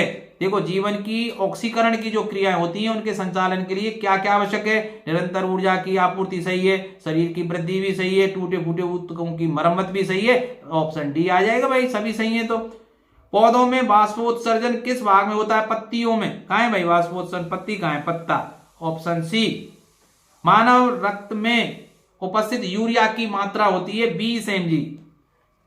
ठीक है, जब अगर 20 mg से ज्यादा हो जाएगी तो इसका मतलब हमारी किडनी सही ढंग से काम नहीं कर रही है, हमारा वृक्क सही काम नहीं कर रहा है। क्योंकि मूत्र छान भाई, हमारे शरीर में जितनी भी अशुद्धियां हैं, यूरिया की अधिक मात्रा है, ये बाहर निकल जाना चाहिए। तब हम दो जांच कराते हैं, क्रिएटिनिन कितना है हमारे शरीर में और यूरिया की मात्रा, यूरिक एसिड कितना बढ़ रहा है। तो 20 mg से ज्यादा यह नहीं होना चाहिए। मछली के हृदय में कोष्ठों की संख्या 2 भाई। स्वाद कल्कियां पाई जाती हैं। स्वाद कल्काएं कहां पाई जाती हैं? जीव के ऊपरी सतह पर। कहां है भाई? Option B. आमाशय के अग्रभाग को कहते हैं। देखिए, आप ये मत सोचें कि भाई मैं इतनी जल्दी जल्दी क्यों पढ़ा रहा हूं। अरे भाई, आपका रिवीजन जो सरल मुझे प्रश्न लगता है मैं उसको जल्दी जल्दी करके और कम समय में इस वीडियो को पूरा करना चाहता हूं, जिससे अल्प समय में आपकी बहुत अच्छी तैयारी हो सके। भूलना मत कि मैं इसके तुरंत बाद आपको कल सुबह एक वीडियो और मिलेगा, जो एक पूरा पेपर होगा, एक पूरा पेपर में बना के आपको डालूंगा। तब तक आप इसको देखिए, मनन कीजिए और अपना अध्ययन भी कीजिए। कल वीडियो आपको सुबह मिल जाएगा। तो देखिए,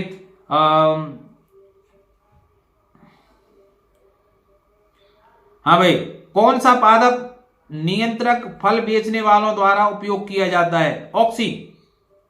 क्यों? अरे नहीं, सॉरी नहीं, प्रश्न को तो पढ़ लें यार। कौन सा पादप नियंत्रक फल बेचने वालों द्वारा, पादप नियंत्रक फल बेचने वाले फलों को पकाने के लिए तो एथिलीन का प्रयोग करते हैं यार, एथाइलिन।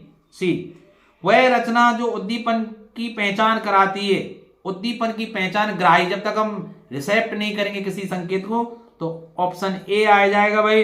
निम्न में से कौन सी एक अंतःस्रावी और बाह्य स्रावी ग्रंथि 2 प्रकार की होती है?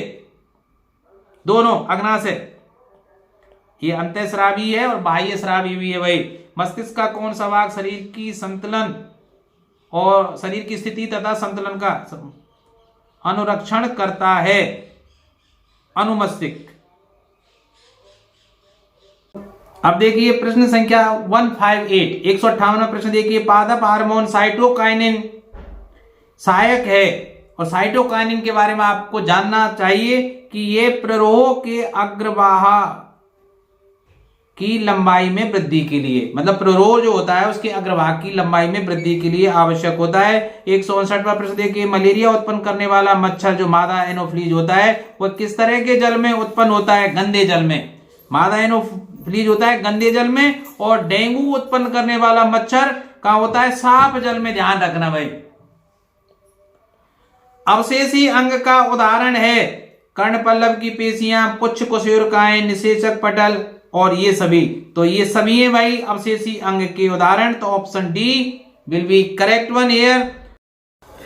अब हम तीसरा भाग अर्थात जो भौतिक विज्ञान वाला पोर्शन है उसको शुरू करते हैं, और उसका पहला चैप्टर है प्रकाश का परावर्तन और अपवर्तन। तो पहला प्रश्न देखिए, अर्थात 162वां प्रश्न देखिए, लेंस के प्रकाशिक केंद्र से गुजरने वाली किरणें अपवर्तन के पश्चात। तो देखिए ये लेंस से अपवर्तन का नियम है भाई। पहला नियम क्या था कि जो किरणें लेंस के मुख्य अक्ष के समांतर आती हैं अपवर्तन के पश्चात मुख्य फोकस से होकर गुजरती हैं। जैसे ये मैं लेंस बना देता हूं कोई, जैसे ये कोई लेंस है, ये इसका मुख्य अक्ष हुआ, मुख्य अक्ष के समांतर आने वाली प्रकाश किरणें अब लेंस से अपवर्तन के पश्चात मुख्य फोकस अर्थात एफ से होकर गुजरती हैं। और जो किरणें लेंस के, जैसे ये सॉरी ये ठीक नहीं बना, चलिए इसको दोबारा बना देता हूं। ये उत्तल लेंस है हमारा और ये मुख्य अक्ष हुआ। तो उत्तल लेंस का मध्य बिंदु और मुख्य अक्ष जहां प्रच्छेद करते हैं उसको प्रकाश केंद्र बोलते हैं, जिसे ओ से व्यक्त करते हैं। तो जो प्रकाश किरण लेंस के प्रकाश केंद्र पर आपतित होती है वो लेंस से बिना मुड़े सीधी निकल जाती है। ठीक है, तो सीधी सी बात है कि प्रकाश केंद्र पर आपतित होने वाली प्रकाश किरण लेंस से बिना मुड़े सीधी निकलेगी। तो कहां है भाई? बिना विचलन के साथ निर्गत होती है, बिना मुड़े सीधे निकल जाएगी। मुख्य फोकस से गुजरने वाली प्रकाश किरण उत्तल लेंस से अपवर्तन के पश्चात, अभी बताया ना, मुख्य अक्ष के समांतर आने वाली प्रकाश किरण अपवर्तन के बाद मुख्य फोकस से होकर गुजरती है। तो कहां है भाई मुख्य फोकस से?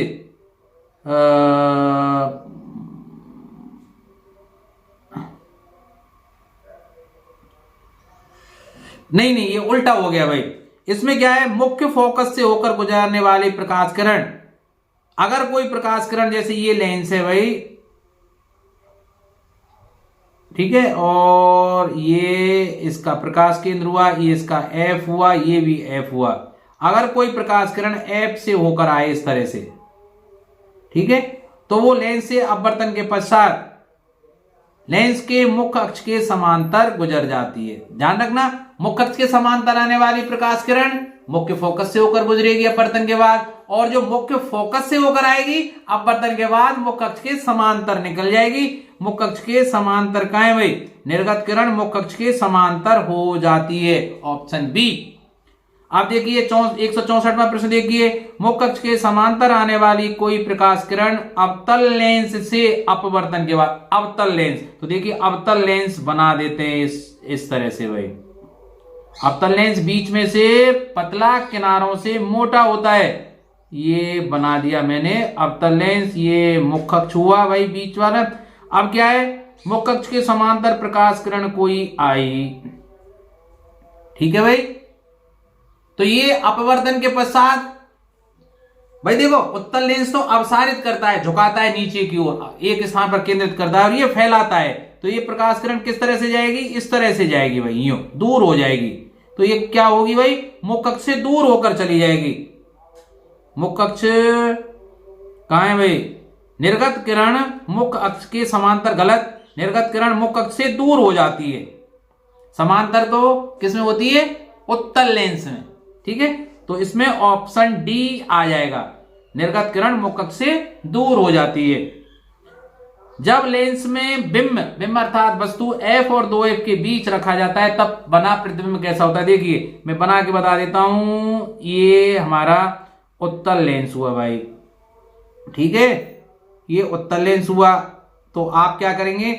मुख्य अक्ष इस तरह से खींचकर उसमें 2-2 सेंटीमीटर की दूरी पर F और 2F लिख लेंगे, दोनों तरफ समान दूरी पर 2-2 सेंटीमीटर की पर। यहां से नापना प्रकाश केंद्र से, ये O हुआ, तो यहां ये F हो जाएगा और ये 2F, ठीक है। अब वस्तु कहां है? F और 2F के बीच में, ये वस्तु है PQ। तो प्रतिबिंब कैसे बनाएंगे, एक किरण को मुख्य अक्ष के समांतर भेजिए, मुख्य अक्ष के समांतर आने वाली प्रकाश किरण अभी बताया मैंने कहां से होकर गुजरेगी, एफ से होकर, ये एफ से होकर निकल गई भाई। अब दूसरी किरण को कहां से होकर भेज दीजिए, प्रकाश केंद्र से। अब जानते हैं प्रकाश केंद्र पर आपतित प्रकाश किरण बिना मुड़े सीधी निकल जाती है, तो देखिए ये सीधी निकलेगी, इस तरह से निकल गई भाई सीधी। तो दोनों प्रकाश किरणें इस जगह पर मिली, तो ये कहां, इस तरह से इसको आगे बढ़ा देंगे तो यहां मिली इसकी सीध में, तो देखिए यहां प्रतिबिंब बना इस जगह पर, ये P डैश Q, इसको यार P डैश और इसको Q डैश कर देते हैं, P डैश Q डैश बना। तो प्रतिबिंब कैसा है भाई, वस्तु PQ छोटी है, देखिए इसकी लंबाई इतनी है, इसकी लंबाई इतनी है, तो बस जो प्रतिबिंब है कैसा है, बड़ा है, उल्टा है और वास्तविक है।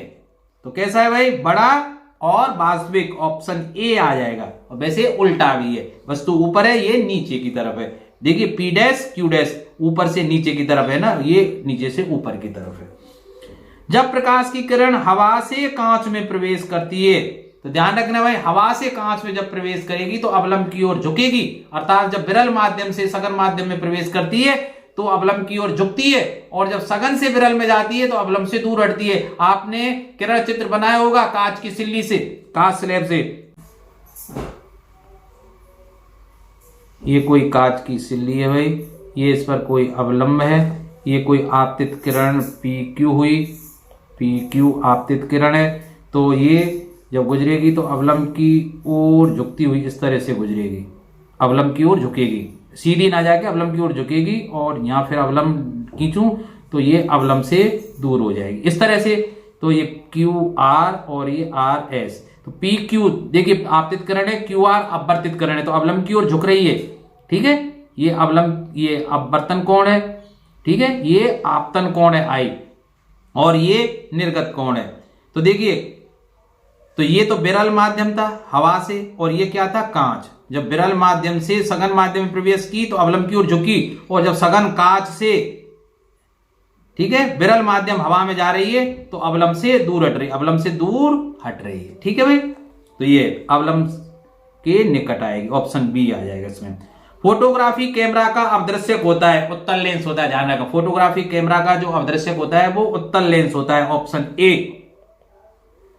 साइड मिरर के रूप में प्रयुक्त होता है, ड्राइवर साइड में या बगल में जो मिरर होता है वो उत्तल दर्पण होता है। उत्तल दर्पण से जो प्रतिबिंब है वो सीधा बनता है भाई, ठीक है, और थोड़ा छोटा बनता है, ध्यान रखना भाई। और देखिए अगला, चंद्रमा पर खड़े अंतरिक्ष यात्री को आकाश काला दिखाई देता है, ठीक है, वहां ये प्रकाश का प्रकीर्णन नहीं होता, ठीक है, स्कैटरिंग, तो वायुमंडल ना होने के कारण भाई वहां जलवाष्प के कण नहीं है, धूल के कण नहीं है, तो धूल के कण तो फिर चलो होंगे, पर जलवाष्प ना होने के कारण वो काला दिखाई देता है चंद्रमा पर। श्वेत रंग कितने रंगों से मिलकर बना होता है, श्वेत रंग 7 रंगों से मिलकर होता है भाई, ठीक है। और जब ये श्वेत प्रकाश किसी प्रिज्म पर आपतित होता है तो हमें दूसरी तरफ 7 रंगों की पट्टिका प्राप्त होती है, जिसे स्पेक्ट्रम कहते हैं, ठीक। एक उत्तल लेंस होता है, उत्तल लेंस जैसे देखिए ये उत्तल लेंस है, उत्तल लेंस क्या होगा, बीच से मोटा है, किनारों से पतला है, तो किनारों से पतला, बीच से मोटा, किनारों की अपेक्षा बीच में मोटा, ये सही है भाई, ऑप्शन सी। अवतल लेंस का आवर्धन m बराबर होता है, देखिए आवर्धन m बराबर क्या होता है, आवर्धन बराबर होता है प्रतिबिंब की ऊंचाई, प्रतिबिंब की ऊंचाई, मैं दोनों सूत्र बता देता हूं न्यूमेरिकल के लिए, बटे बिंब या वस्तु की ऊंचाई, बिंब की ऊंचाई, और ये किसके बराबर होता है, V/U, अर्थात लेंस से प्रतिबिंब की दूरी बटे लेंस से वस्तु की दूरी, ठीक है। ये किसके लिए है भाई, अवतल लेंस के लिए, क्योंकि अवतल लेंस के लिए दोनों कैसे होंगे भाई, नेगेटिव होंगे, V और U। और अगर यही उत्तल लेंस के लिए सूत्र पूछा जाता तो ये अवतल के लिए है भाई, और उत्तल के लिए कैसा सूत्र हो जाता है, तो उत्तल के लिए हो जाता m बराबर -V/U, ठीक है भाई, इसको आप नोट कर लेना।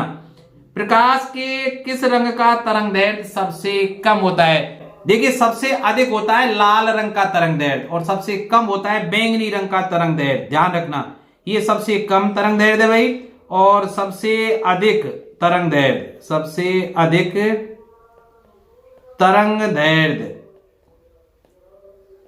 वो होती है लाल रंग की। ध्यान रखना, इसी कारण खतरे के जो निशान है लाल रंग के बनाए। आप तरंग दैर्ध्य से मतलब होता है तरंग द्वारा एक पूर्ण चक्र में तय की गई दूरी। तो सबसे ज्यादा जो तय दूरी कौन करेगी? लाल रंग, इसलिए दूर से ही लाल रंग के जो निशान है वो दिखाई दे जाते हैं। ध्यान रखना, आकाश का रंग नीला किसके कारण? प्रकीर्णन के कारण। प्रकाश जो श्वेत रंग का होता है जब छोटे छोटे जो वायुमंडल में, क्षोमंडल में जो सूक्ष्म कण होते हैं उनसे टकराकर इधर उधर बिखर जाता है। और हमें सबसे ज्यादा जो रंग है, सबसे ज्यादा कौन सा रंग बिखरेगा? बैंगनी। फिर भी हमें बैंगनी दिखाई नहीं देता, नीला रंग क्यों दिखाई देता है? क्योंकि हमारी आंखें नीले रंग के प्रति सुग्राही हैं, हमें देखने की आदत नीले की है। बैंगनी रंग हमें पसंद नहीं आता, इसलिए आंखें बैंगनी रंग को नहीं देखना चाहती, इसलिए आकाश हमें नीला दिखाई देता है। ठीक बच्चों, आए समझ में? तो प्रकीर्णन के कारण option B is correct here. अब आंख व्यवहार होता है, आंख किसकी तरह कार्य करती है? उत्तल लेंस की तरह कार्य करती है, ऑप्शन बी आ जाएगा। निम्न में से कौन सा पदार्थ लेंस बनाने में प्रयुक्त नहीं हो सकता? जल का हम बना सकते हैं, जल से भी अपवर्तित हो जाती हैं, कांच से भी हो जाती हैं प्रकाश की किरणें अपवर्तित, प्लास्टिक से भी हो जाती हैं, मिट्टी से प्रकाश की किरणें अपवर्तित नहीं होंगी भाई, इसलिए ऑप्शन डी करेक्ट है। किस दर्पण से हमेशा वस्तु से छोटा प्रतिबिंब प्राप्त होगा? उत्तल दर्पण से। किससे? उत्तल दर्पण से। ध्यान रखना भाई, क्योंकि अवतल से तो छोटे और बड़े दोनों तरह के प्रतिबिंब प्राप्त हो सकते हैं अवतल दर्पण से। लेंसों में उल्टा है, ध्यान रखना। उत्तल लेंस अगर लेंस की बात करता तो अवतल आता, अवतल लेंस से हमेशा प्रतिबिंब छोटा प्राप्त होता है, लेकिन यहां दर्पण है तो उत्तल दर्पण, ठीक, ये उल्टा होता है। किस दर्पण से वस्तु का बड़ा प्रतिबिंब प्राप्त होता है? अवतल से बनेगा भाई, बड़ा तो किससे बनेगा? अवतल से। समतल से बराबर बनता है, तो अवतल दर्पण आ जाएगा इसमें, ऑप्शन बी। सरल सूक्ष्मदर्शी में किसका प्रयोग होता है? उत्तल लेंस का। किसका? सरल सूक्ष्मदर्शी में उत्तल लेंस का। एक और सरल सूक्ष्मदर्शी क्या होता है? एक उत्तल लेंस होता है जिसको ऊपर नीचे करके वस्तु को कहां लेकर आते हैं? एफ और 2F के बीच में लाते हैं, जिससे वस्तु का उल्टा लेकिन सीधा और बड़ा प्रतिबिंब प्राप्त होता है, उत्तल लेंस। तो option D is correct here. किस लेंस के द्वारा सिर्फ काल्पनिक प्रतिबिंब प्राप्त होते हैं? कौन सा लेंस है? अवतल लेंस है भाई। वास्तविक, इसमें वास्तविक नहीं बनते, सब ऐसे बनते हैं ना, जैसे मैं बताया ना अभी अवतल लेंस में कैसी कहीं भी स्थिति कर लीजिए नहीं बनेगी। अवतल लेंस है, बीच में से पतला, किनारों से मोटा होता है, ये अवतल लेंस है। इसमें कोई प्रकाश किरण जैसे यहां गई है ना, ये इधर निकल जाएगी, और अगर कोई और इसको अगर कोई यहां से आ रही है तो इस तरह से प्रकाश केंद्र से तो सीधी निकलेगी, और इसको बैक बढ़ाएंगे तो यहां, तो काल्पनिक ही बनता है इसमें हमेशा। तो किस लेंस के द्वारा? अवतल लेंस के द्वारा। परावर्तन का नियम क्या है? आपतन कोण बराबर परावर्तन कोण, आपतन कोण बराबर परावर्तन कोण, ये परावर्तन का नियम है भाई।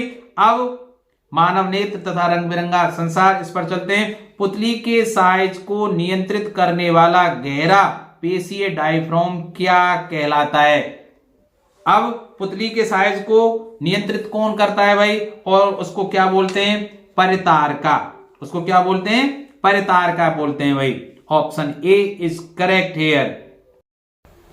अब देखिए 183वां प्रश्न, आंख की पुतली किस प्रकार की तरह कार्य करती है? देखिए आंख की पुतली का कार्य क्या है? जब हम अधिक प्रकाश में होते हैं तो पुतली का साइज हो जाता है कम, क्योंकि हमें ज्यादा प्रकाश की जरूरत नहीं पड़ती, और जैसे ही हम अंधेरे स्थान पर जाते हैं तो कुछ समय के लिए नहीं दिखाई देता, क्योंकि पुतली को फैलने में समय लगता है। तो अंधेरे में जहां प्रकाश कम होता है वहां पुतली फैल जाती है। तो एक तरह से ये परवर्ती द्वारक की तरह कार्य करती है। तो देखिए परवर्ती द्वारक कहां है? ऑप्शन डी में। तो ऑप्शन डी यहां सही हो जाएगा। कॉर्निया के पीछे एक संरचना होती है, उसे परितारका कहते हैं भाई। आर्मस्ट्रॉन्ग का मान क्या होता है? आर्मस्ट्रॉन्ग का मतलब होता है 10 की घात -10 मीटर। एक आंगस्ट्रॉम किसके बराबर होता है? 10 की घात -10 मीटर के भाई। प्रिज्म से प्रकाश की कौन सी घटना होती है? वर्ण विक्षेपण। मैंने अभी बताया ना, जब किसी प्रिज्म पर श्वेत प्रकाश आपतित होता है, ये प्रिज्म है भाई, त्रिभुज की तरह इस तरह से होती है, त्रिभुजाकार आकृति। इस पर अगर कोई जब श्वेत प्रकाश आपतित होता है इस तरह से, तो इधर 7 रंगों की पट्टिका प्राप्त होती है, 7 रंगों की पट्टिका प्राप्त होती है, ठीक है, जिसको हम क्या बोलते हैं? स्पेक्ट्रम। और यह घटना क्या कहलाती है? वर्ण विक्षेपण। श्वेत प्रकाश का 7 रंगों में विभक्त हो जाना प्रिज्म के द्वारा वर्ण क्या कहलाता है? वर्ण विक्षेपण। तो जब श्वेत प्रकाश किसी प्रिज्म पर आपतित होता है, तो दूसरी ओर 7 रंगों की पट्टिका प्राप्त होने की घटना प्रकाश का वर्ण विक्षेपण कहलाती है भाई। नेत्र लेंस की फोकस दूरी अधिक हो जाने से कौन सा दृष्टि दोष उत्पन्न हो? देखो, नेत्र लेंस की फोकस दूरी ज्यादा होगी, इसका मतलब दूर से आने वाला प्रकाश, जैसे ये भाई मैं बना देता हूं, चलिए ये हमारा सिर हो गया, ये नेत्र लेंस है। अब फोकस दूरी अधिक हो गई, इसका मतलब ये, चलो मैंने मुख्य अक्ष बना दिया, तो दूर से जो प्रकाश आ रहा है उसका तो प्रतिबिंब कहां बन जाएगा? रेटिना पर। लेकिन जब समीप की वस्तु, ये तो दूर की वस्तु का तो स्पष्ट प्रतिबिंब बन रहा है, लेकिन जब नजीक की वस्तु है, समीप की वस्तु है, मान लीजिए इस जगह पर है, इसका प्रतिबिंब बनेगा, तो वो कहां चला जाएगा भाई? उसका प्रतिबिंब कहां बन जाएगा? रेटिना से पहले ही बन जाएगा। तो नजदीक की वस्तु हमें साफ दिखाई नहीं देगी, दूर की वस्तु साफ दिखाई देगी, तो वो दोष क्या कहलाएगा? दूरदृष्टि दोष। जब भाई नेत्र, देखो यहां कंफ्यूज हो जाते हैं, ऐसा दोष जिसमें दूर की वस्तु स्पष्ट दिखाई देती हो, समीप की वस्तु स्पष्ट ना दिखाई दे, दूरदृष्टि दोष कहलाता है।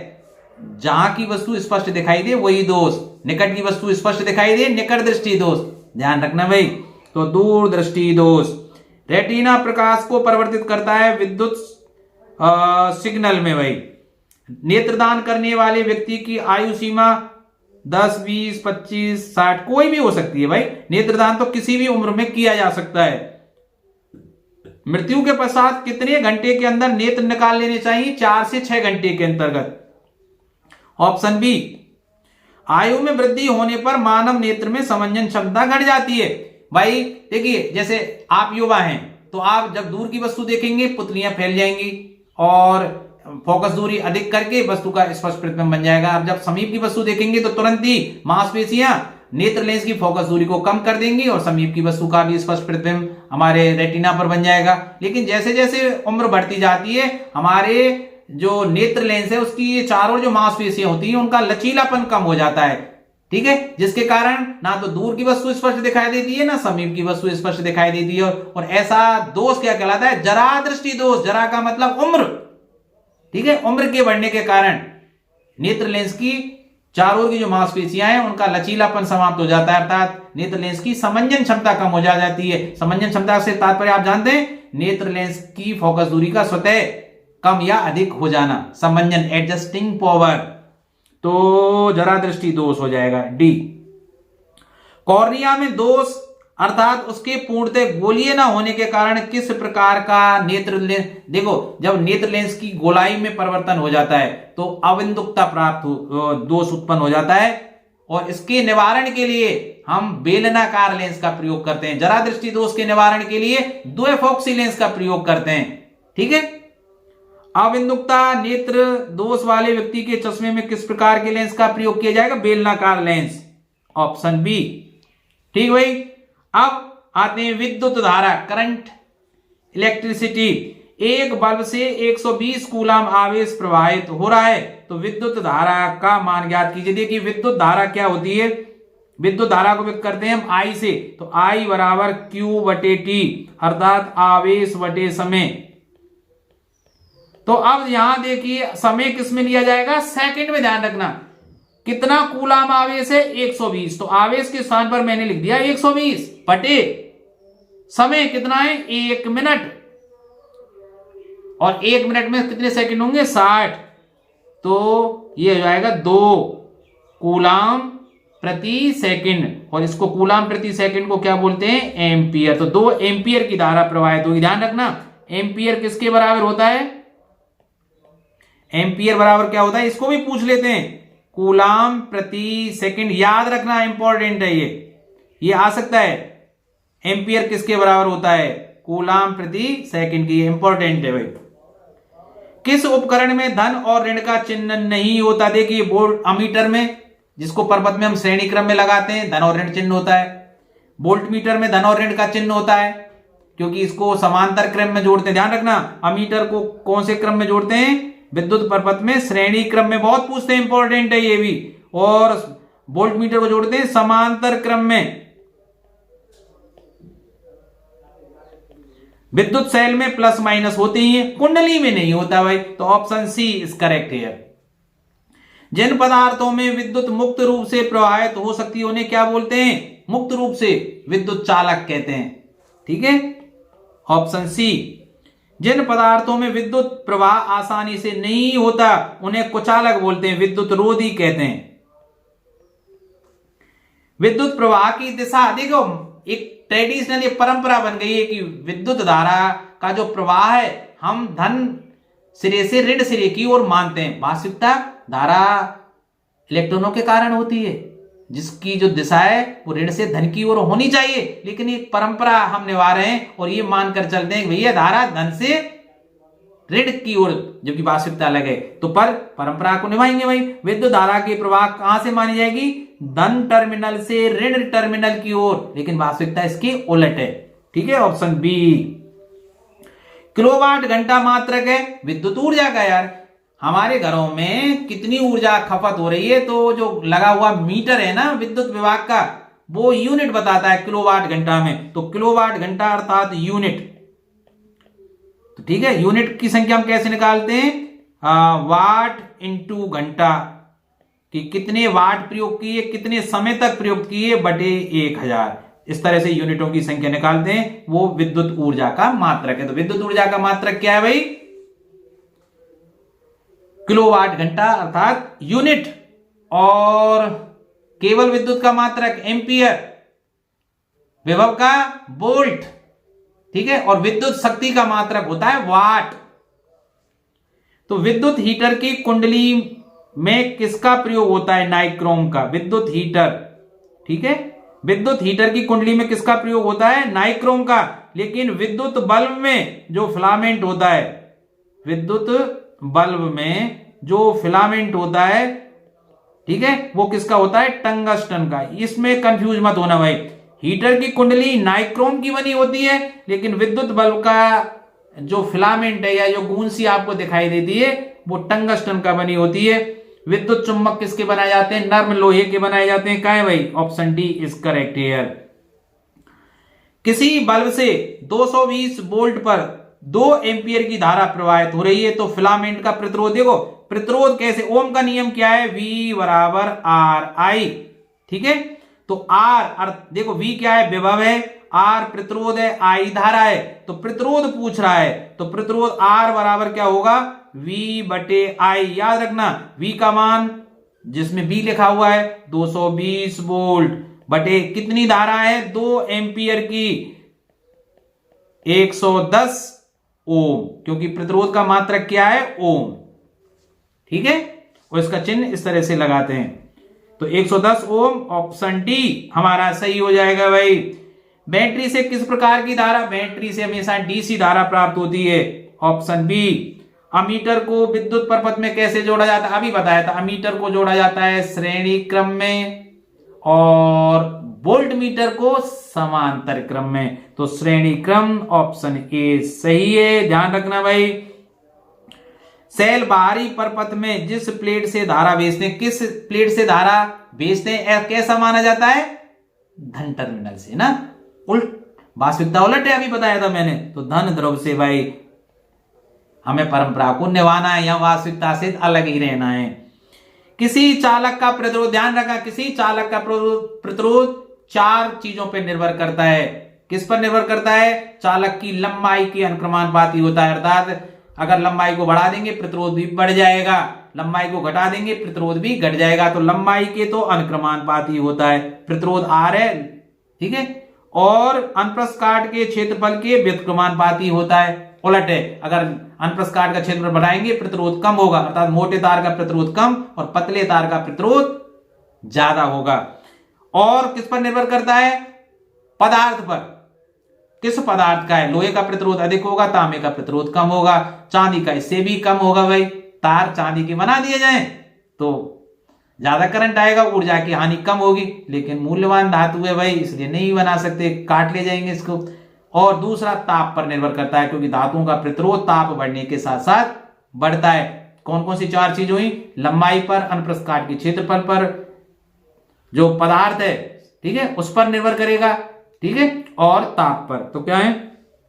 लंबाई पर, इस पर भी निर्भर करेगा, अनुप्रस्थ काट के क्षेत्रफल पर, चालक की प्रकृति पर भी निर्भर करेगा, उपयोग सभी पर निर्भर करेगा भाई। ये तो किसी स्थायी विद्युत धारा में उत्पन्न ऊष्मा की मात्रा क्या है? यदि ऊष्मा H है, देखिए H बराबर, यदि किसी, देखो ये कोई प्रतिरोध है इसका, ठीक है, प्रतिरोध R है, इसमें I धारा प्रवाह की जाए T समय तक और V वोल्ट है, T समय तक धारा प्रवाहित की जाए और विभवांतर कितना, वोल्टेज कितना लगा रखा है? V। तो उत्पन्न ऊष्मा का जो मान है वो होगा VIT के, किसके बराबर? VIT के।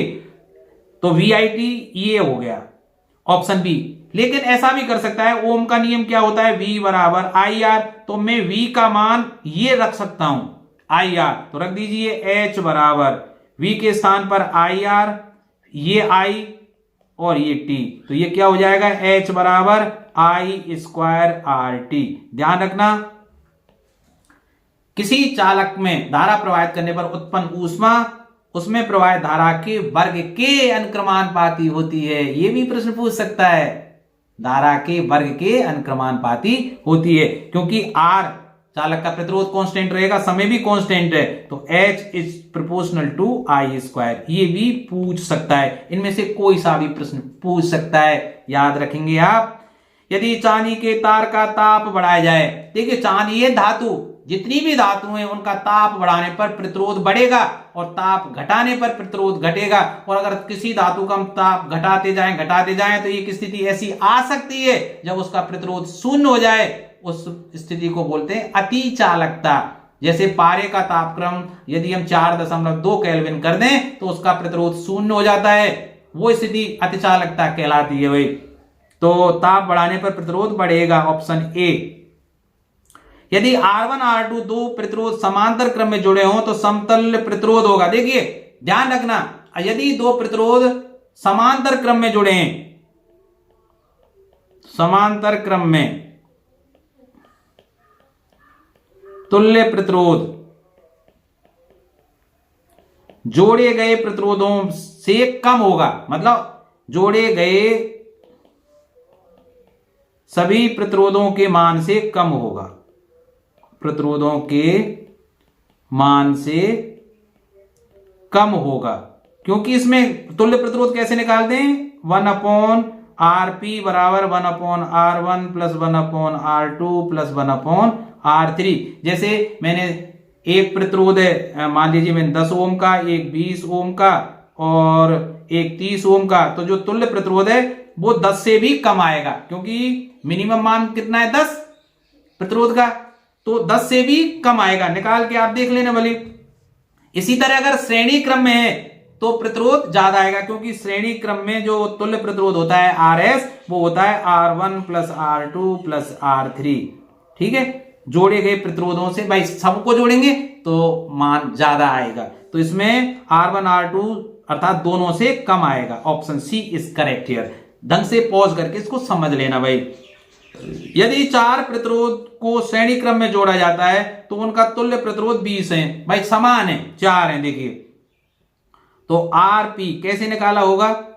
सॉरी श्रेणी क्रम में RS सीरीज, तो R plus R plus R plus R, चारों को समांतर श्रेणी क्रम में जोड़ दिया भाई। तुल्य प्रतिरोध कितना है? 20, तो ये तुल्य प्रतिरोध मैंने 20 लिख दिया, बराबर ये सभी समान है, तो 1 2 3 4 4 R तो R का मान कितना हो जाएगा 20/4 अर्थात 5 ओम। तो 5 के 4 प्रतिरोध श्रेणी क्रम में जोड़े तो 20 हो गया टोटल। और समांतर क्रम में होते तो तुल्य प्रतिरोध कैसे हो जाता है R/N अर्थात 5/5 हो जाता है, 1 ओम आ जाता। ध्यान रखना, यदि 5 ओम के 4 प्रतिरोधों को 5 प्रतिरोधों को मैं ये मान लीजिए 4 तो 1.25 आ जाएगा। यदि 5 ओम के 4 प्रतिरोधों को श्रेणी क्रम में जोड़ा जाए तो तुल्य प्रतिरोध 5 + 5 + 5 20 हो जाएगा।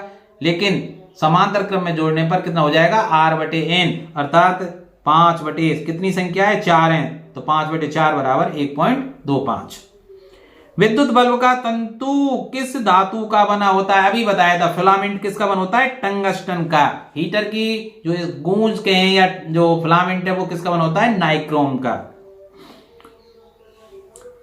10 ओम और 20 ओम के दो प्रतिरोधों को श्रेणी क्रम में जोड़ने पर समतुल्य प्रतिरोध RS बराबर होगा R1 + R2। R1 का मान 10 ओम तो 10 + 20 बराबर 30 ओम। ठीक है, ओम लिखिए चाहे OHM ऐसे लिख दें।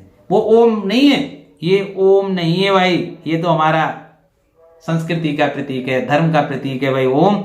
ये ओम ठीक है, वैज्ञानिक थे। तो बिजली के इसमें कौन सा है? 30 ओम, ये आ गया भाई सी। बिजली के फ्यूज का तार बना होता है तांबे और टिन का। ठीक है भाई सी।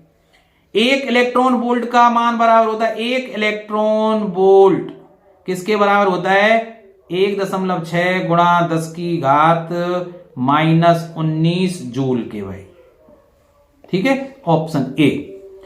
1 मिली एम्पियर कितना होता है? 1 मिली एम्पियर का, मिली का मतलब 10⁻³ एम्पियर, और 1 किलो ओम कितना हो जाता? 1 किलो एम्पियर किसके बराबर हो जाता है? 10⁻³ एम्पियर के। इसको ध्यान रखना भाई। और 1 माइक्रो एम्पियर बराबर होगा 10⁻⁻6 एम्पियर के। ये आपको ध्यान रखना है। ये म्यू किसका है? माइक्रो का। ये किलो का प्रतीक है। सेल के भीतर होने वाली रासायनिक अभिक्रिया सेल के 2 टर्मिनलों के बीच उत्पन्न क्या करता है? विभवांतर। देखो, विभवांतर का मतलब वह बल जो इलेक्ट्रॉनों को आगे धकेल सके जितने बल से। जैसे एक बैटरी है 6 वोल्ट की, तो इसका मतलब वो प्रत्येक इलेक्ट्रॉन पर 6 न्यूटन का बल लगाएगा, भैया आगे जा। और जब तक दोनों सिरों के बीच विभवांतर उत्पन्न नहीं, विभव अंतर मतलब विभव के मान में अंतर। जैसे ये बैटरी है, मैं चलो ये बैटरी बना के बता देता हूं आपको। ये बैटरी है, ये इसका ऋण सिरा है और ये इसकी चलो ये धन सिरा है मान लीजिए। तो अगर ये 6 वोल्ट की है तो ये धन सिरे पर तो 6 विभव 6 प्लस माने जाएंगे, इस पर 0 माना जाएगा, और उनका विभवांतर कितना हो जाएगा? 6 - 0 बराबर 6 वोल्ट। ये समझने वाली बात है। कक्षा 12 में जब आप साइंस लेंगे ढंग से समझ जाएंगे। 2 से 16वां प्रश्न देखिए। किसी चालक में प्रवाहित धारा के लिए ओम का नियम लागू होता है। ओम का नियम तभी लागू होता है जब हम ताप को कांस्टेंट रखेंगे, स्थिर ताप पर। देखिए ओम का नियम ही क्या है? स्थिर ताप पर किसी चालक के सिरों का विभवांतर उसमें प्रवाहित धारा के अनुक्रमानुपाती होता है। स्थिर ताप पर ताप कांस्टेंट रहना चाहिए। ताप कैसा रहना चाहिए? स्थिर। तभी चालक के सिरों का विभवांतर उसमें प्रवाहित धारा के समानुपाती होता है। अर्थात समानुपाती का चिन्ह हटाएंगे, कांस्टेंट रखेंगे एक, तो V बराबर RI, और यही ओम का नियम है। ये कब लागू होता है? स्थिर ताप पर। तो जब चालक का ताप क्या होता है? स्थिर। तो ऑप्शन ए इसमें सही आ जाएगा। ऑप्शन को ध्यान से आप पढ़ लेना। देखिए मैं प्रश्नों में ऑप्शनों को नहीं पढ़ रहा हूं समय के बचाने के लिए। निम्न में कौन अर्धचालक नहीं है? अर्धचालक 3 है भाई। सिलिकॉन जिसका प्रतीक क्या है? SI, जर्मेनियम और कार्बन, इनको हम मानते हैं अर्धचालक। ठीक है, तो इनमें से कोई हो तो ये सब क्या है? अर्धचालक। अर्धचालक जर्मेनियम, कार्बन। ठीक है, तो अर्धचालक नहीं है, पारा नहीं है भाई। पारा तो धातु है। ऑप्शन सी, सिलिकॉन और जर्मेनियम तो है। वोल्ट प्रति एम्पियर प्रदर्शित करता है। अभी बताया मैंने, आर बराबर क्या होता है, वी अपॉन आई। विभव को नापते हैं वोल्ट में, और आई क्या है, विद्युत धारा, और विद्युत धारा को नापते हैं एम्पियर में। ठीक है, तो आर क्या है, प्रतिरोध, और प्रतिरोध का मात्रक क्या होता है, ओम। तो ओम बराबर है वोल्ट, ये वोल्टर लिख दिया, वोल्ट बटे एम्पियर। तो वोल्ट प्रति एम्पियर, बटे का मतलब प्रति होता है, वोल्ट प्रति एम्पियर किसको व्यक्त करता है, ओम को, ऑप्शन सी। विद्युत प्रतिरोध का मात्रक होता है, अभी बताया था, ओम होता है, ऑप्शन सी। समांतर क्रम में संयोजित 10 प्रतिरोधों का जिनमें प्रत्येक का मान 10 ओम है, समतुल्य प्रतिरोध। अभी बताया था, समांतर क्रम में तुल्य प्रतिरोध आर एस किसके बराबर होता है, आर बटे एन। अर्थात एक प्रतिरोध का मान कितना है, एक प्रतिरोध का मान कितना है, 10 ओम, ये रहा। और प्रतिरोधों की संख्या कितनी है, 10, तो 10 बटे 10, इसका मतलब 1 ओम आ जाएगा। ठीक है, अगर प्रतिरोधों की संख्या 5 होती तो कितना आ जाता, 2 ओम आ जाता। अगर बैटरी से केवल प्रतिरोधों के एक समूह ही संयोजित हैं तो स्रोत की ऊर्जा निरंतर पूर्ण रूप से किस ऊर्जा में बदलेगी, ऊष्मा में बदलेगी। भाई देखिए, यदि प्रतिरोधों का एक समूह स्रोत ना बैटरी से संबंधित है, किसी ये कोई प्रतिरोध है, इससे कोई बैटरी जोड़ दी जाए प्लस और ये माइनस, तो इसके जो दी गई ऊर्जा है वो किस में बदल जाएगी, हीट में। और वो मैंने भाई सूत्र बताया था, VIT। अर्थात इस बैटरी का विभवांतर कितना है ना, कितनी धारा इसमें प्रवाहित हो रही है धन से ऋण की ओर इस तरह से, और कितने समय तक प्रवाहित हो रही है। और इसका दूसरा सूत्र बताया था, H बराबर I² RT। तो तापीय ऊर्जा कौन से किसमें बदल जाएगी, तापीय ऊर्जा में, ऑप्शन बी इसमें सही हो जाएगा। धातुओं तथा मिश्र धातुओं की प्रतिरोधकता बहुत कम होती है। ठीक है, धातुओं और मिश्र धातुओं की प्रतिरोधकता बहुत कम होती है, जिसका परिसर कितना होता है, ये होता है। प्रतिरोध और प्रतिरोधकता में अंतर है भाई। प्रतिरोधकता जानते हैं हम, विशिष्ट प्रतिरोध, अरे किसी चालक का प्रतिरोध उसकी लंबाई के समानुपाती होता है, चालक का प्रतिरोध उसके अनुप्रस्थ काट के क्षेत्रफल के व्युत्क्रमानुपाती होता है। ये समीकरण 1 और ये समीकरण 2, दोनों को एक साथ अगर मिला दिया जाए तो R proportional to L upon A, और प्रोपोर्शनल टू का चिन्ह हटाने के लिए हम स्थिरांक मानते हैं, तो R बराबर रो L अपॉन A। रो क्या है, प्रतिरोधकता कहते हैं इसे, और जिसको क्या बोलते हैं, विशिष्ट प्रतिरोध भी कहते हैं। तो रो का मान क्या हो जाएगा इससे, तो रो बराबर R का गुणा A से, RA बटे L। ठीक है, ये होता है। अब इसकी परिभाषा भी हम निकाल सकते हैं, कैसे निकाल सकते हैं कि A का मान 1 रख दें, 1 वर्ग मीटर अनुप्रस्थ काट का क्षेत्रफल है, लंबाई 1 मीटर रख दें, तो रो बराबर क्या हो जाएगा, R। अर्थात 1 मीटर लंबे और 1 वर्ग मीटर अनुप्रस्थ काट क्षेत्रफल वाले चालक तार के प्रतिरोध को ही उसका विशिष्ट प्रतिरोध या प्रतिरोधकता कहते हैं। तो ऑप्शन इसमें ए सही है भाई। 6 वोल्ट बैटरी से गुजरने वाले हर कूलाम आवेश को कितनी ऊर्जा दी जा सकती है। भाई मैंने अभी बताया था, जैसे 6 वोल्ट की बैटरी है तो वो हर सेकंड में इलेक्ट्रॉन को कितना आवेश देगा, 6 कूलाम, तो 6 ही देगा भाई। 6 वोल्ट की 12 वोल्ट की तो 12 कूलाम आवेश देगा, ऑप्शन बी आ जाएगा। इलेक्ट्रॉन पर आवेश कितना होता है, एक इलेक्ट्रॉन पर आवेश, एक इलेक्ट्रॉन का जो आवेश है E बराबर 1.6 गुणा 10 की घात -19 कूलाम होता है भाई, ध्यान रखना, कूलाम। एक इलेक्ट्रॉन पर आवेश इतना होता है, और प्रोटॉन पर प्लस हो जाता है, प्रोटॉन को 1.6 गुणा 10 की घात 19 कूलाम, ध्यान रखना। तो इसमें सी ऑप्शन हो जाएगा, -19 है। एक माइक्रो एम्पियर कितना होता है, अभी बताया ना, माइक्रो का मतलब 10 की घात -6, एक माइक्रो एम्पियर बराबर हो जाएगा 10 की घात -6 एम्पियर, ऑप्शन डी। चालक में इलेक्ट्रॉन तभी गमन कर सकता है जब चालक के अनुदिश क्या हो, चालक में इलेक्ट्रॉन तभी जाएगा जब प्लस और माइनस के बीच विभवांतर हो, विभवों में अंतर हो, विद्युत दाब में अंतर हो, ऑप्शन बी, जब विद्युत दाब में अंतर होता है। देखिए मैंने ऑप्शन नहीं पढ़े हैं, सीधे सीधे आंसर लिखा है, क्योंकि समय बचाना है। आप वीडियो को पॉज करके इनके ऑप्शन पढ़ सकते हैं। देखिए ये सारे प्रश्न मैंने ऐसे लिए जो ऑब्जेक्टिव टाइप में भी आ सकते हैं, रिक्त स्थानों में आ सकते हैं, और जो प्रश्न संख्या 3 है जिसमें आपको 12 प्रश्न पूछे जाएंगे 1 वर्ड में या 10 से 20 शब्दों में, उनमें भी आ सकते हैं। आशा है 30 नंबर की तैयारी ढंग से चल रही होगी। अब आते हैं हम विद्युत धारा के चुंबकीय प्रभाव चैप्टर पर। तो देखिए विद्युत घंटी किस सिद्धांत पर कार्य करती है? चुंबकीय सिद्धांत पर। विद्युत धारा के चुंबकीय सिद्धांत पर। कहां है भाई? चुंबकीय प्रभाव पर। Option C. लघुपतन के समय जब ना शॉर्ट सर्किट हो जाता है, दोनों तार फेज वाले और न्यूट्रल तार जब आपस में स्पर्श कर जाते हैं तो विद्युत धारा का मान एकदम से बढ़ जाता है। तभी तो फ्यूज की जरूरत पड़ती है, फ्यूज उड़ जाता है, गर्म होके पिघल जाता है, तो विद्युत धारा का मान बहुत ज्यादा हो जाता है। कहां है भाई? बहुत अधिक बढ़ जाता है। Option C is correct. विद्युत मोटर को चलाया जा सकता है। विद्युत मोटर को एसी और डीसी दोनों से चलाया जाता है भाई, ठीक है।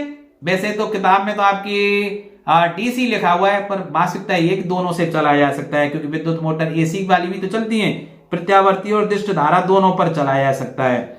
विद्युत मोटर की क्रिया आधारित है चुंबकीय सिद्धांत पर भाई, विद्युत धारा और चुंबकीय प्रभाव पर। ऑप्शन ए सही है भाई।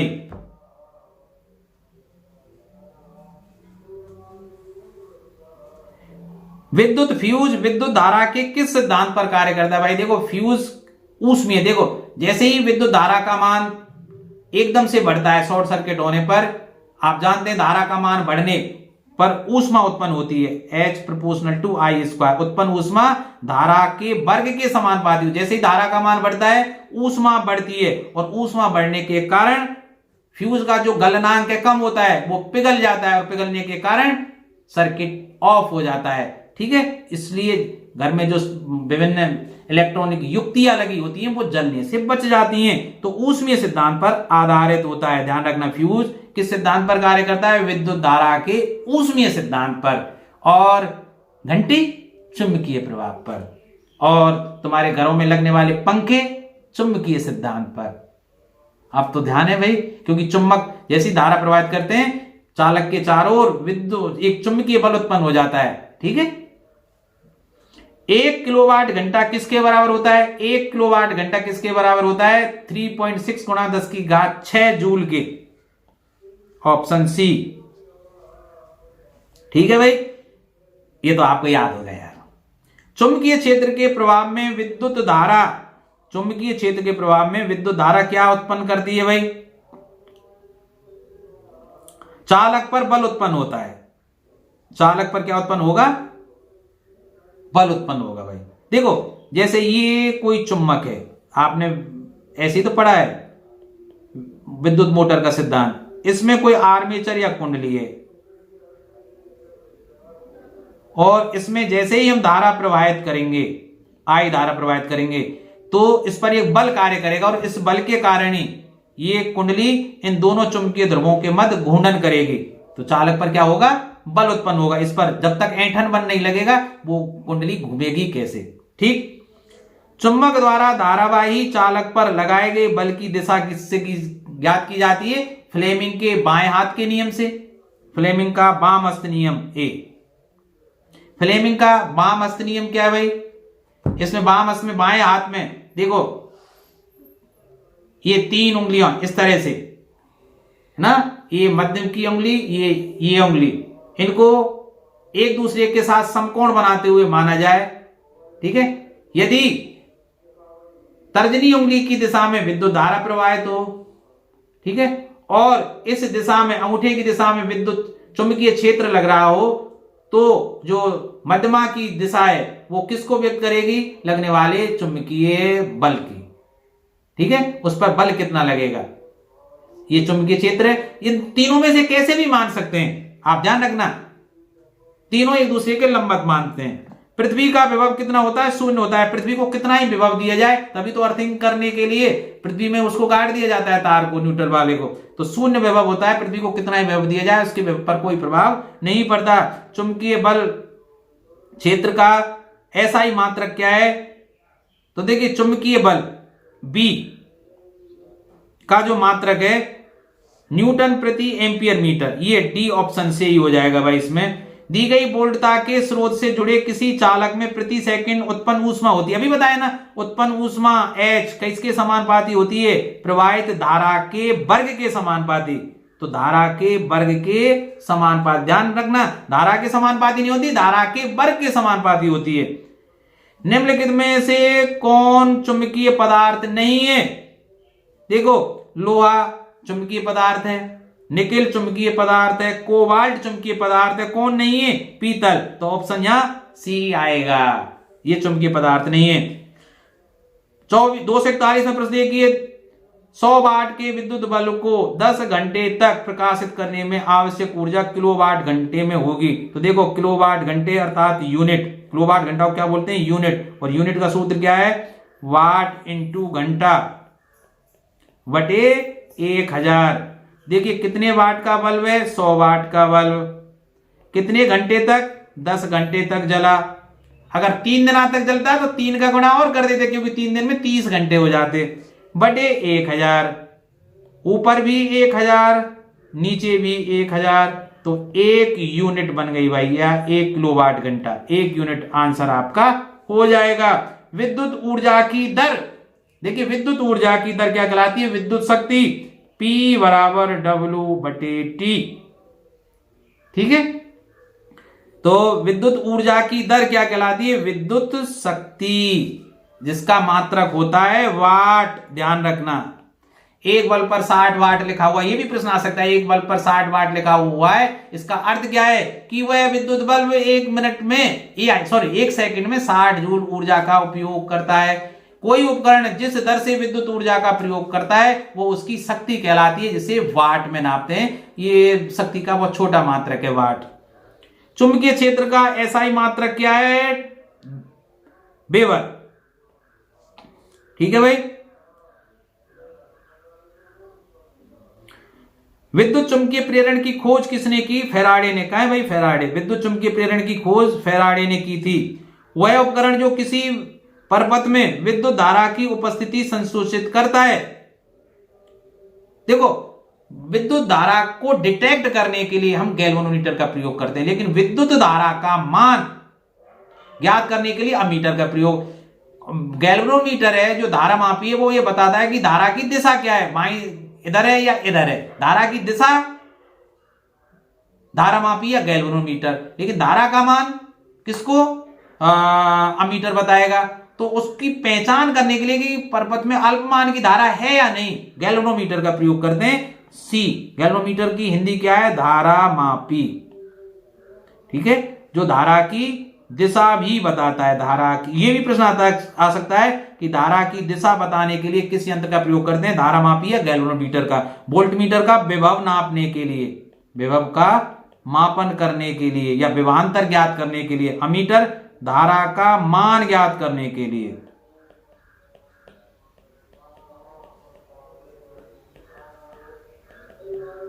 ठीक है भाई।